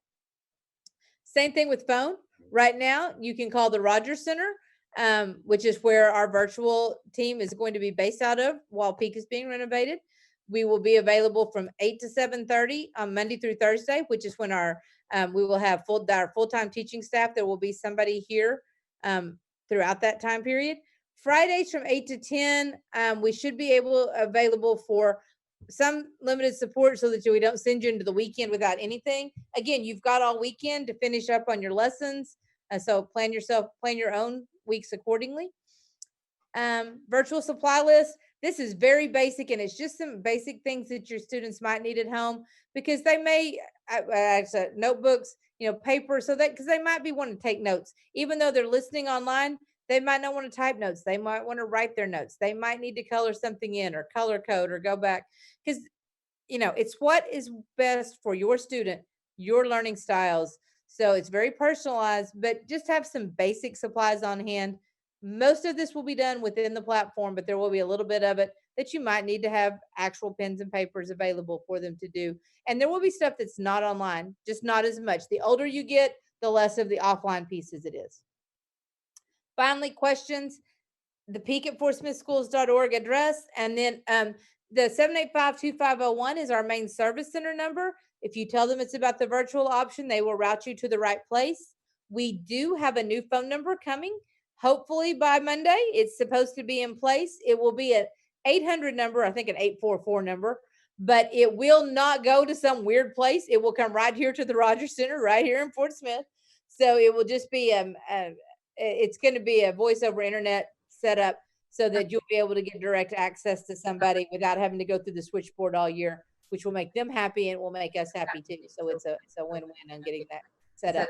We will get that phone number out to you again. Keep an eye on the website and the Google site when it's published. That link is published out tomorrow. And I know Amanda's got questions for me because I can see her next to me moving. So people have already emailed some questions. So Dr. Udall, do you want to do a finish up before? Sure. We've got about 5 minutes, so we'll get to as many questions as we can now. And then because you've emailed them, we can put them together in a frequently asked questions page, put them on our Google Doc so that you will have access to that. But go ahead, Amanda. And this is a question that I'm getting repeatedly. Do you want to take off the screen too? So this question is, I have a new student. Well, where can I find out his ID and login information? And this is what the new student had several questions about being a new student. Okay, yes. New students, again, number one, make sure they're enrolled in their local zone school. If you've already taken care of the registration process but don't have this information, please contact your school. And I'm going to apologize ahead of time. We will get this out tomorrow. But I just honestly am not 100% certain from privacy whether they can just give that to you over the phone or not. I'm not sure. I haven't been inside a school campus from that standpoint. I mean, even when I was assistant principal, I don't know if I could have answered that one. I don't think they can either, but I don't want to say that. And here's one. This one's a good one. Am I too late? No. Go to the Fort Smith Schools webpage, fortsmithschools.org, and you'll click on the button at the top that says COVID, and it takes you to the Ready to Learn page. And the form for Peak K through 9 is right there. It's just a Google Doc. So when you click on it, it's fillable. It's 2 pages. And then that automatically populates it into our spreadsheet. And then we'll get you in. It takes a few days to get everything processed, but you're not too late. Again, you'll still remain a student at the school that you're assigned to, but we'll have you as part of the virtual option. And we'll try to get it taken care of by Monday. My hairline may look like Dr. Udall just by then, but but if we don't get you in by Monday, as far as getting everything taken care of, again, we will spend the first part of next week getting everybody situated and settled. So please just bear with us on that part, especially if you signed up since last Friday. Are you on 8th grade? Yes, I am on 8th grade. Yes. This one is asking about journalism for 8th grade and robotics. Journalism is an option. It's the 9th grade credit class of journalism is an option, which I guess you could sign up for. I haven't looked at I don't know if there's an 8th grade version or not, but we can work that out, I'm sure. After school activity. After school, the robotics would be an after school activity. They are welcome to be a part of the robotics program and attend any of their meetings and stuff that they do outside of school hours. Beyond that, you would just have to talk to the sponsor of the particular event. again, you're part of your local school. So anything that's held outside of school hours, from a robotics club to a school dance, you are part of that school for those things if you choose to attend.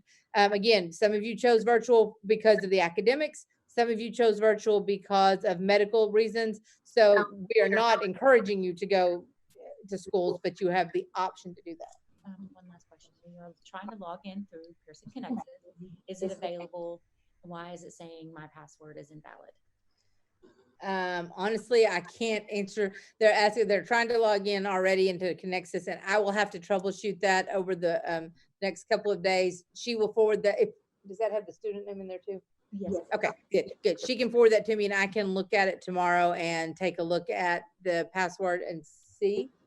Basically, I can reset. I can make sure that I've got the email and the ID number and all of that right, and then we can go from there. Okay, thank you.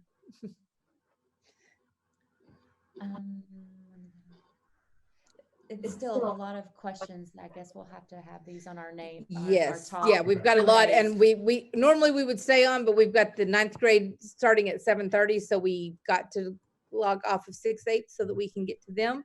But we will answer these questions. We will get that Q&A going. So again, check under our website, look for these links tomorrow. Everything's going to be there, probably more than you want. And if you've called, there we go. There's a man. Hello. Answering the phone, and her phone has literally been ringing all day. Thank you for all your patience. I appreciate it. If she missed your call, it's because she was on another. Yeah. Thank you. All right. So we appreciate you guys taking the time tonight. We hope we've answered all your questions, and I'm sure we have not, and that's okay because we have an email address and we're all learning this together. It is a brand new school, a brand new medium. It's pretty exciting for us as a district to offer this, and we look forward to what we can do together this year. So direct your questions to Pete, and we look forward to seeing all of you in school on Monday. In school. All right. So we're going to take a break before the 7th grade. I'm sorry, 9th grade. 9th grade. Class.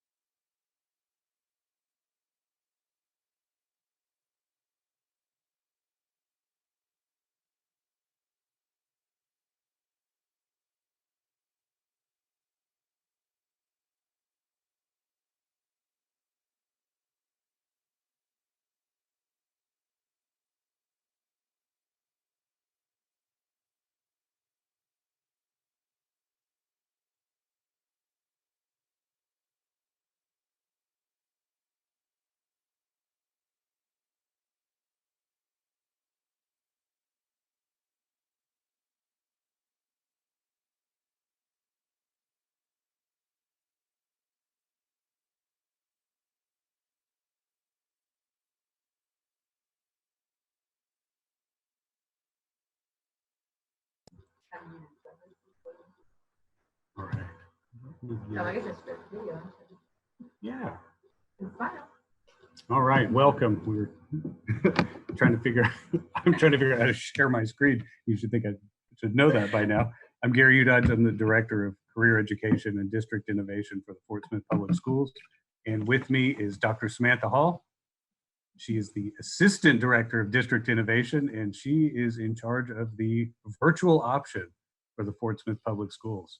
We separated tonight out into grade bands so that we could talk to the 9th grade students and parents separately, because yours is a little bit different than all the rest of it. So we've got a PowerPoint Dr. Hall is going to work through and just kind of give you some pointers. Also joining us is Amanda Norris.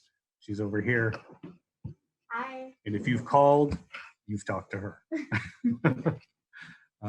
Okay, so let me share my screen, and you can start anytime. Okay. All right. And as he said, I'm Samantha Hall, and my official title is Assistant Director of District Innovation, but my full-time job right now is the Fort Smith Virtual Option, which we started. It's been an idea for a while, but the pandemic kind of accelerated that idea, and I officially started June 1st, and we have spent the summer fast and furiously developing.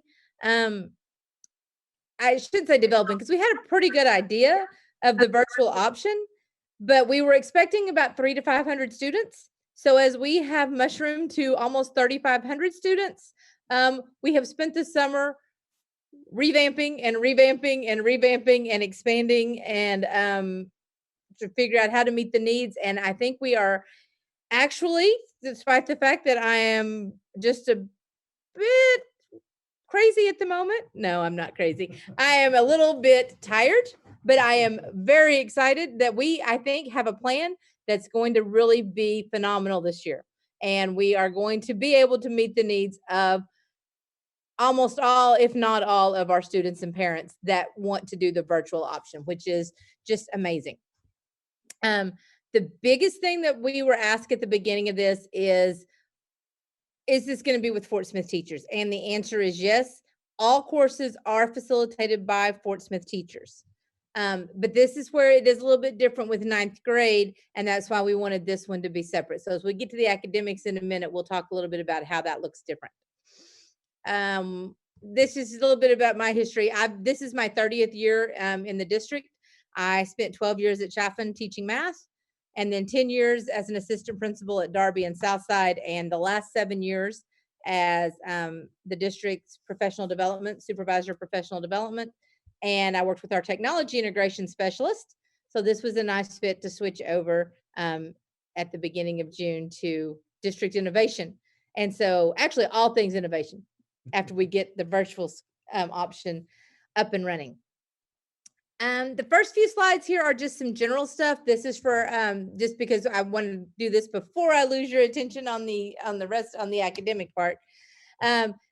Because you're not going to traditional school, you won't get that nice big thick back to school packet that you would fill out in 14,000 forms and have, writer's cramp by the end of it. I had 4 students at one time within the Fort Smith Public Schools, and that was a lot of fun. So I would have loved this digital option then. This is basically a digital form that meets almost all of those things. I think it does actually meet all of them as you go through there. So it is a fairly long form, but if you'll remember, it was a pretty thick packet. So I think it will, it's pretty simple to fill out, and it is, however, required that we get this back from every student. You can do it between now and Monday, or we'll remind you again on Monday that we need to get those. And then I'm sure it'll be just like with everything else. We'll follow up with those that we haven't gotten a response from. But we will be coordinating with campuses. If you want a paper copy, we can mail one of those to you, or you can pick one up at your local campus and then turn that back in at your whichever school that it is you're enrolled in. Meals is a huge thing because your students will not be at school every day to eat their lunch or breakfast, and some of them do that religiously. So we want to make sure we make it accessible. Big thing with the 9th grade, you are all enrolled at a junior high. There are actually some elementary schools that may be closer to where you live. So for the meal option, you will each week fill out a form, and there's a link way down towards the bottom in the blue where it says this form. Next week we'll be a lot more lenient with those grab and go meals, but after next week we will expect by next Friday, not this week but next week, Friday at noon, this form to be filled out. And for every student that will be picking up food, you will fill it out for the next week, which days of the week. It could be all of them, it could be part of them, whether you want lunch or breakfast, and which campus you will be picking it up from. At lunchtime or at a designated time, and that's what's hooked up there where it says FS virtual site. You'll be able to access this, by the way, tomorrow with the hyperlinks. I know you're looking at a Zoom, but we are going to put all of this on our site tomorrow. So you'll be able to click into these hyperlinks and go straight to these sites. That FS virtual site has the times that are designated for each campus for students to pick up. And you will get the hot lunch for the day, packaged to go, plus a cold breakfast for the next day to take home. And so you only have to make one trip to campus each day. Either the student or the parent may pick it up. And again, you can go to your local closer campus if you live closer to an elementary school than to your junior high. Free and reduced lunch application, that's going to be in lots of places. It's in that packet of form I sent you. It's here. It's going to be on our website. You'll see it in lots of places. If you need to fill that out again for this year, you know, remember those are annual. So if you qualified or if you didn't qualify in the past, but things have changed and you might now, please, please, please fill out that free and reduced lunch application. Even if you don't intend to go and pick up the meals every day, please fill that out anyway, just in case something changes throughout the school year. Attendance. I want to talk about attendance also up here at the beginning while I've got everyone's attention, because this is very different in the virtual environment. Attendance is not by seat time. In other words, it's not how many hours you sit in front of a computer does not record attendance. With virtual learning, it is based on your progress in meeting the standards. So basically, you'll be working through the platform. Your student will be working through the platform, completing assignments, completing assessments, and the amount of time it takes them to do that is totally up to the individual students, and it's very personalized. The timing is very personalized. It does not have to be accessed between 8 and 3. It can be accessed 24 hours a day, 7 days a week. So whatever works best. However, I would suggest that you and your student work on figuring out what the best plan is for them to set some sort of routine. Figure out what other responsibilities they have, whether they're involved in athletics or other activities or helping with their siblings, whatever it happens to be. Figure out what the best times that they can work on their learning is and get them into a routine. Because again, if they are not making sufficient progress each week, that's where we're going to start counting those as if lessons aren't completed, progress isn't being made, then we're starting to get into non-attendance. And we'll make contact with you. Communication is huge in this, but that's kind of how attendance is going to work. So basically, each week we'll look back at the previous week to see what happened over that time period in terms of progress and student completion of activities. And then we can look and see if they did not complete activities or make satisfactory progress, then we can look a little closer at, well, did they log into the platform? How much time did they spend there? Did they attend office hours with their content teachers? You know, start putting all of those pieces together, keep in contact with the parents as well and see what's going on and figure out our goal is that students are successful. That is our primary goal. Orientation period. So the first 10 days of school, and we've advertised this all summer, you're going to have the first 10 days to get into the platform, to get into the learning and see if virtual learning is for you. It is not like it was in the spring. I can tell you that 100%. The spring was in response to the pandemic, and teachers did a phenomenal job of reorganizing everything that they had typically been doing. Because, you know, we literally left school one day and didn't come back. So people had to totally shift everything they were doing, and they did a great job of doing that. The state, you know, offered a lot of guidance on to how to treat things in that fourth quarter. But they've also offered guidance on our back to school ready to learn plan this year. And it is, we will start school on August 24th, and we will start school with learning. So we, now our first 2 days will be mainly procedures, but the content will be there. And then after that, we are off and running, and it is a rigorous platform. The content is all aligned to Arkansas standards. Your ninth graders are high school students. Everything they do counts towards high school credit and high school graduation.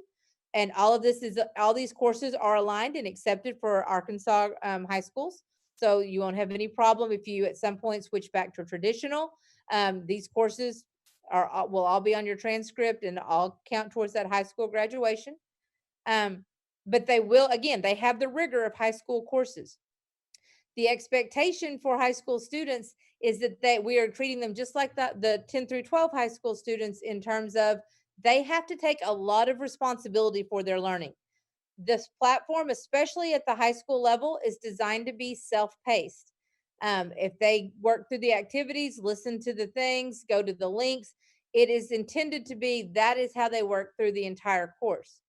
We are going to provide local certified teachers, however, in every content area. They will be available, and we'll get the schedules out after we see how many students stay in every class. We'll get schedules out and we'll work with those teachers, but it'll be late afternoons, Monday through Thursday. We'll get the schedule out at the exact time. It'll be sometime between 3:30 and 7:30, Monday through Thursday, that students can video conference in, and they can ask questions, they can get clarification, they can do small group instruction, discussions, whatever. There'll be lots of things there. Parents, however, you are an extremely important part of this online learning, because we aren't going to see these students every single day, and they're not going to see their teachers every single day. So it's important that you help us set those expectations, set those parameters, get them into a routine, monitor their progress, make sure that they're logging in, make sure that they're making progress. We'll be doing it from our side. We need you to partner with us on your side, with the students as young adults, which they are now, and all of us together work to make sure that every student figures out the best way to work through this content and be successful. Again, ninth graders are high school students, even though they are still attached to the 4 junior highs or Bell Point. They will be next year at Southside or Northside. Everything they do this year counts towards that 9th through 12th grade high school transcript. So that's extremely important to remember and really help reinforce with the students that this is high school for them. So again, I think I've gone over everything that's on here. High school credit be available for Zoom. We'll get those schedules out next week, and we'll be using the Pearson site for a lot of stuff until we get settled in our platform.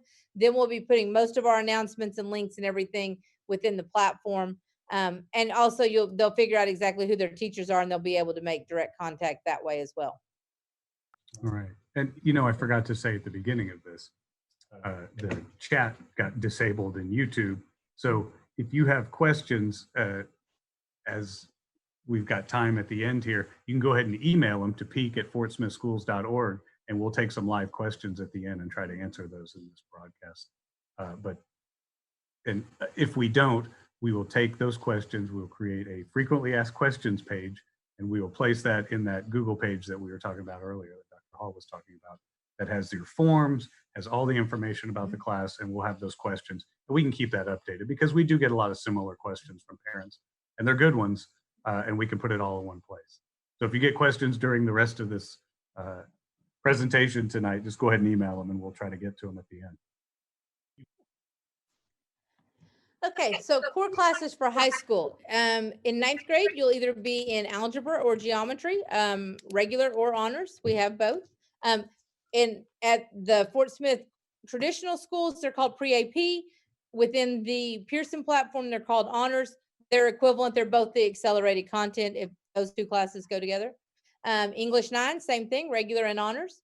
World history, we only have the regular world history. AP is not available through the Pearson platform, or we would offer it. Physical science And then if you took physical science last year as an 8th grader, we will offer the honors biology class as well.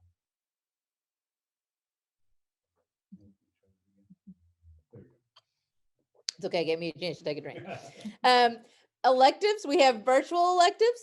So these are the ones that will be done 100% online, just like the other. And then they will have certified teachers available in the late afternoon to ask questions and get help. That will be, we've got health and PE. That includes the health for credit semester, art, Spanish, journalism, the career tech piece, which I believe in 9th grade is the keystone piece, maybe some career development. If you didn't have it last year, so those classes are available. We do not have an ed tech, an ETE class. We don't have the industrial arts class virtual, unfortunately. I think that's the only one that we just really 100% couldn't come close to matching. On-campus electives, if you are in band, choir, or orchestra, or if you're an athlete, you have the option to continue in those. You would just come to campus each day during that class period. If you are not able to come to campus during, or don't choose to, which is fine, then again, we have some other electives. We have a health PE electives, and we have some other electives you can take. GATE seminar for 9th grade is a very project-based class. Oh, yes. Thank you for remembering that for me. Is a project-based class. And so GATE will either be accessed on campus. You will come to class each day, just like you would for a band or an athletics. Or if not, we've decided that after a lot of consultation and discussion between the GATE teachers and the GATE coordinator, that it's just not a class that can be done via Zoom because of the hands-on nature. However, if you want to remain as a GATE student and with that GATE designation, that can also be achieved by taking an enriched class, which would be a pre-AP or an honors class. So as long as you're in at least one honors pre-AP class, you still meet the standard to be considered a GATE student. Dyslexia, if you are have identified as the dyslexia and are in one of those classes, the dyslexia interventionist will be contacting you to set up the services. Basically, they will schedule so that you can Zoom in during the same time that class would meet on campus and participate in the Linda Mood Bell stuff virtually.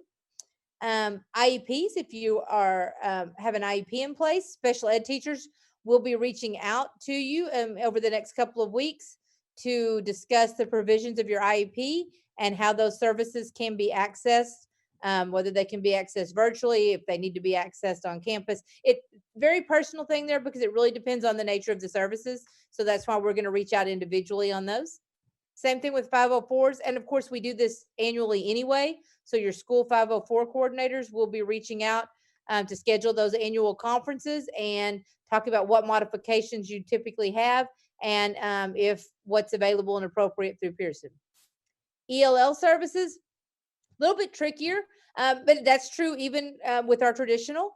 We have ELL support services available through Parker Center, just like we would if you were a traditional student.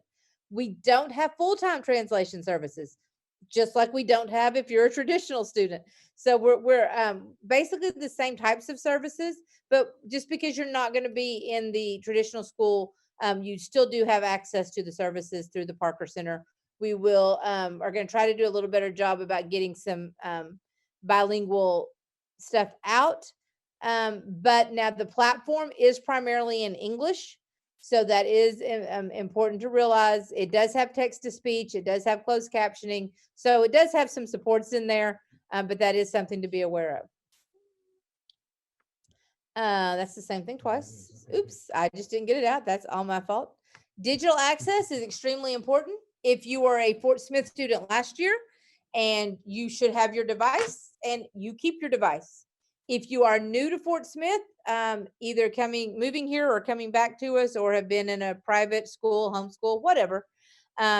Again, most important thing is that you go and get enrolled at your local campus because you have to be enrolled in Fort Smith schools to be enrolled in the Fort Smith option. That is also when you would get your student ID number, you would get your email as well. And you have to have that to log into the district Chromebooks. Now, if you have your own device, yes, you may use it. You do not have to use the district Chromebook. You may use a personal device. If you still need a district Chromebook, there are a few schools, well, several schools are still passing them out tomorrow for virtual students. Some are not. So if you need a device and you did not get there already, you'll just need to contact your school and find out when you can get up there to get one checked out to you. There's the formula for to get into the Chromebook. And again, there shouldn't be very many of you that were not Fort Smith students last year. So we can work you through that if you need help with that. Getting started in the course. Now let's talk about Pearson course specifically, what to expect.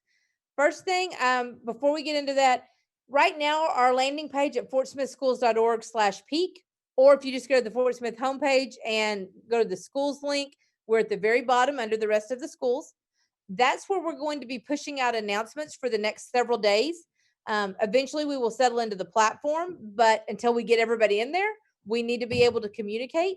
We found out the hard way that sending out mass emails, we knew Google had a limit, but apparently if we send it out too much, too often, they think we've hijacked an email address and are spamming it and they lock us out. So just with only 5 days left, we're not going to try to do mass emails out. We're going to just post out stuff where you can come and find it. So that's our goal. This presentation will be posted. This YouTube link will be posted. We've got a Google site that'll be linked on there that's got tabs for all of the different topics, including a Q&A page.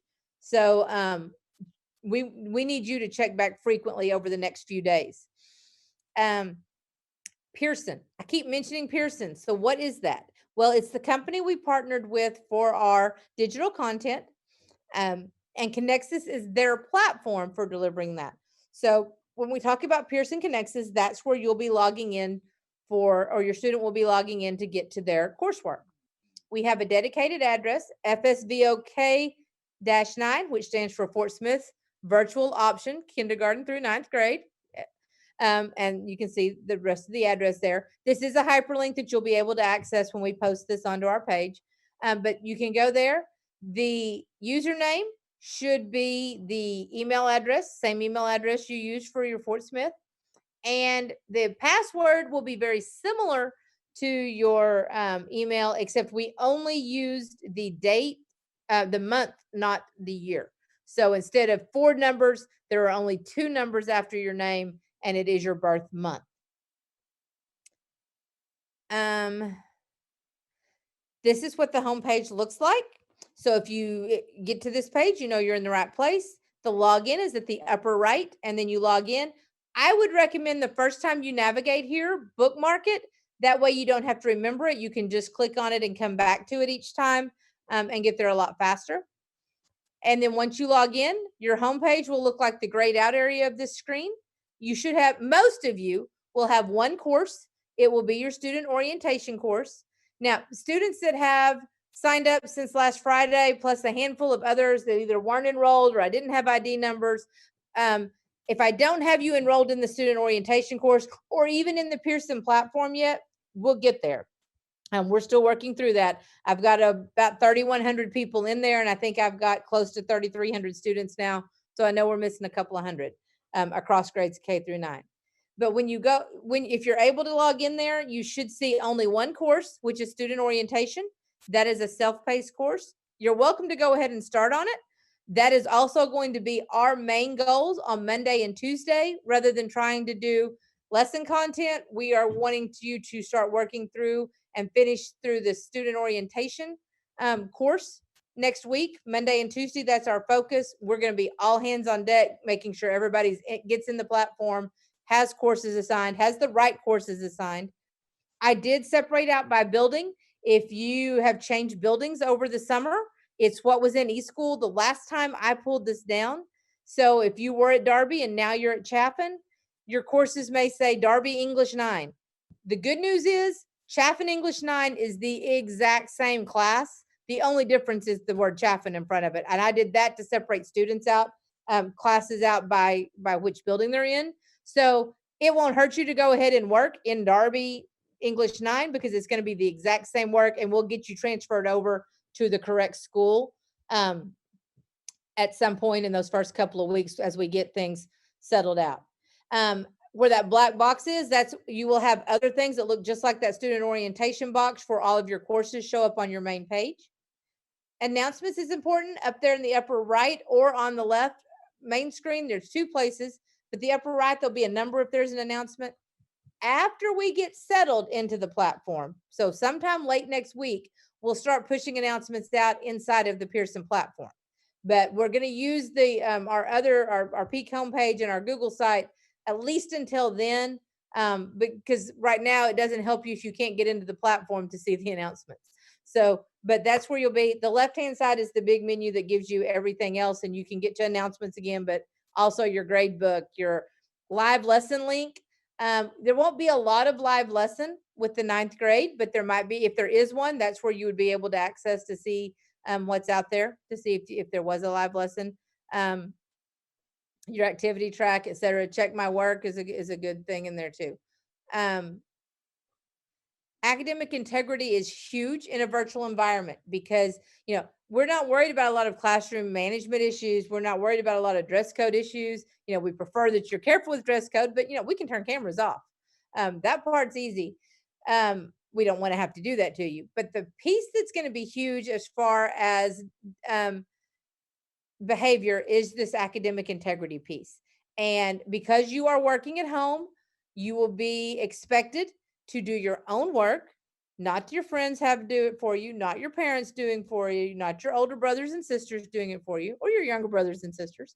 But we expect, and not plagiarizing, which means going in basically copying and pasting text or parts of text and putting them together. We have some electronic tools that will help us look for that. We'll also watch for red flags, but this is one thing we will take very seriously in the virtual option is this piece, and violations of it will be taken very, very seriously. Communication is essential.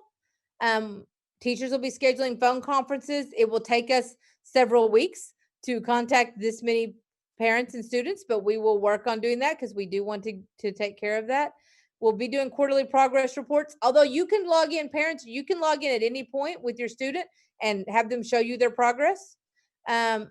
We'll be doing announcements on the Peak homepage for now, and eventually we'll migrate those to the announcement page in the platform once everybody's settled there and comfortable logging in. Individualized information we'll send via email. We can't do those mass giant 3,000 ones, but if we have individualized information, we will send that out. And we will send it to parents' email. So I don't remember if you said, but if we did get some bad email addresses, so we may have to verify if you're not getting emails from Peak or Rogers Center addresses over the last week or so, and you were enrolled in the virtual option for a while. We need to check to see if it's a registration issue or if we just had a bad email address. And then we ask that you check your email at least twice a week just to see if there's something in there from us and keep informed on what's going on. We'll also be communicating with the students within the platform. And we want you to communicate with us as well. We can kind of skip that. We'll talk about live lessons for 9th graders if we actually do those. The support system, once we get settled in the platform, the best place is going to be working with your teachers because they're going to be the ones that are working with you and know you the best and help you. However, the teachers for 9th grade will only be accessible in the late afternoons. So if you have a non-immediate problem, email peak@fortsmithschools.org, especially if it's something to do with the platform, something like that. It'll take us about 24 to 48 hours. If it's a content question, it's going to go to your teacher once you have that assigned. If you need immediate assistance, we are housed at the Rogers Center in Fort Smith. We will be available. There'll be somebody here Monday through Thursday, 8 a.m. to 7:30 p.m. And right now, Friday mornings, although Friday is technically not a student teacher day for us. In other words, our teachers will be working on progress monitoring and content and curriculum. And there's several things. Actually, we've got a full day planned on Fridays. But students, basically our lessons are designed for lesson support Monday through Thursday, and students have Monday through Sunday to complete that week's work. So, but we will do some support on Friday so we don't leave you high and dry for the whole weekend. Virtual school supply, folders, notebooks, color pencils, pencils. That's so if your student needs to take notes, if they need to color code something, whatever that can't be done easily online, or they're just it's something that is they're more comfortable doing offline, just some very basic stuff. You don't need a lot of supplies. There are school supply lists called backpacks in each course, but they list it for the whole year. And so, I wouldn't go out and look at all those backpacks and buy a whole bunch of stuff. I would kind of wait and see how much it's needed, and see at what point if it's just needed for one lesson or something. And finally, if you've got questions, the best way to get to us now is peak@fortsmithschools.org. We do monitor that email address. And right now, the phone number you will use is 785-2501. It's our main switchboard. If you tell them it's about Fort Smith Virtual K9, they'll get you to the right person. By Monday, we are hoping we will have our dedicated telephone number in place. It is a 1-800, I think 844 number is what's going to be assigned to us, but it does not go off anywhere weird. It comes right here to Rogers Center in Fort Smith, and we will get we'll get this email, or we'll get the phone number out to you on the website. We'll push all this stuff out so that you'll be able to keep in contact with us that way, especially Monday and Tuesday, when, as we're getting everybody, make sure everybody is registered in the system, enrolled in classes, in the right classes, all of those pieces for almost 3,500 students. So we are about twice as large as the next closest largest Fort Smith enrollment right now, and we have, I think, the smallest staff. So we are going to pull all hands on deck and get you all settled in. And I say all that to say, within the first 2 weeks, I think we're going to have everybody settled down. We're going to establish a pretty good routine. We have a great staff assembled so far. Again, I hope to hire one more tomorrow and maybe one more this weekend. But we've been very picky about our hiring. So I think we will be in really good shape as far as our full-time teachers. Our part-time teachers are all Fort Smith teachers that work full-time during the day at our campuses. So I know they're phenomenal teachers as well, and will do a great job of supporting your students. Questions? Amanda's got the questions over here next to me. A lot of the same questions. We've had 3 sessions. We talked about school IDs and new student registration.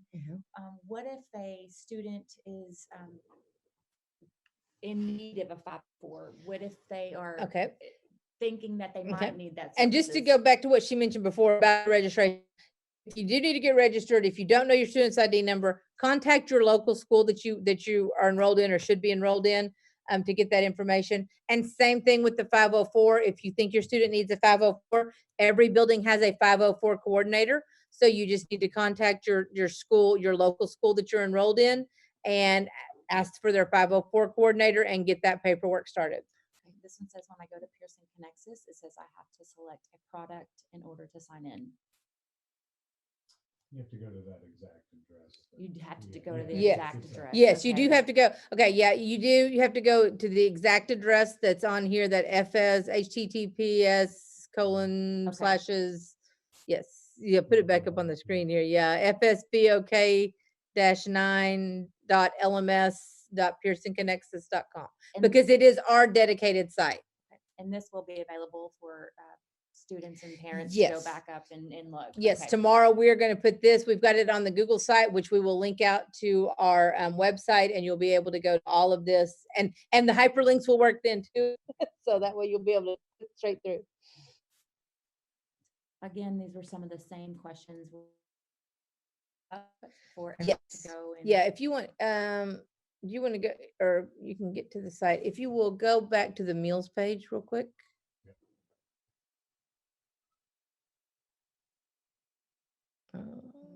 Actually, I think it would have gotten there from that. Yeah, it was way back there. I think the Chromebook page would have opted. I'm just trying to get to a link that'll get us to the site. I think if you go to the FS virtual site, there we Okay. go. It'll show them kind of what it will look like. Okay. Slowly but sure. There we go. There we go. There it goes. Give it just a second there. So this is like the meals thing, but you can see there's tabs along the top. The open house presentations are there. That's where the slideshows will be, and we'll get the link to the YouTube. There's a supplies tab, a meals tab, Chromebook tab that has also the days that they'll be passing out Chrome or times tomorrow in schools, and you'll know if you need to call. The Pearson Connexus has the link on there and the login information. And under my Zoom face here, let me move myself out of the way. There we go. Schedules. No, it was me. It's my little Zoom tab was up there. The schedules, a sample schedule, and the Q&A there. So those will all be on there. Q&A is empty right now. Schedules is just a sample outline, and all that is when live lessons are going to be. It's our starting schedule. We'll get settled into one within the first couple of weeks, but that's kind of what we're starting with and that's mainly more for the K-8 students. But it's just kind of there to let you. We will also use that to post some links out for those 9th graders at the very beginning till we get just settled into the platform. Here's another, and it's probably already been answered, but we want to make sure that our band students and our athletic classes, that schedule will be given later. It's unique to every single campus. So it depends. So we actually can't answer that. Okay. It would be whatever the bell schedule is. Now you should be able to see, I believe schedules are going to be available in Schoology. And they'll also be passing them out. So, but whatever period it meets, it will be the bell schedule for that particular junior high. And they're all different. So they're all different. So yes. Again, I just had some of the same questions, and I'll have these on a FAQ Perfect. on that link so that we can just answer them. Awesome. Perfect. All right. So yes, we will work on that and keep that updated and again, check frequently over the next few days, because anything new, we will keep adding on here and adding tabs and announcements. All right. We thank everybody for their time tonight. And Dr. Hall, you've done 3 hours of this. I'm impressed. I know you may have more questions, and that's what our email address is for. We look forward to working with you and with your students next week. School starts Monday. Big, exciting time for all of us. Oh, and just a reminder, on Monday, there is not especially with 9th grade, there is not a particular, you've got to get logged in with us at a particular time. You've got to get logged into Pearson and working through that virtual thing and checking to make sure your courses are right and emailing us. But there is not a 8 a.m. You've got to be in one particular place. So remember, this is very different and very personalized.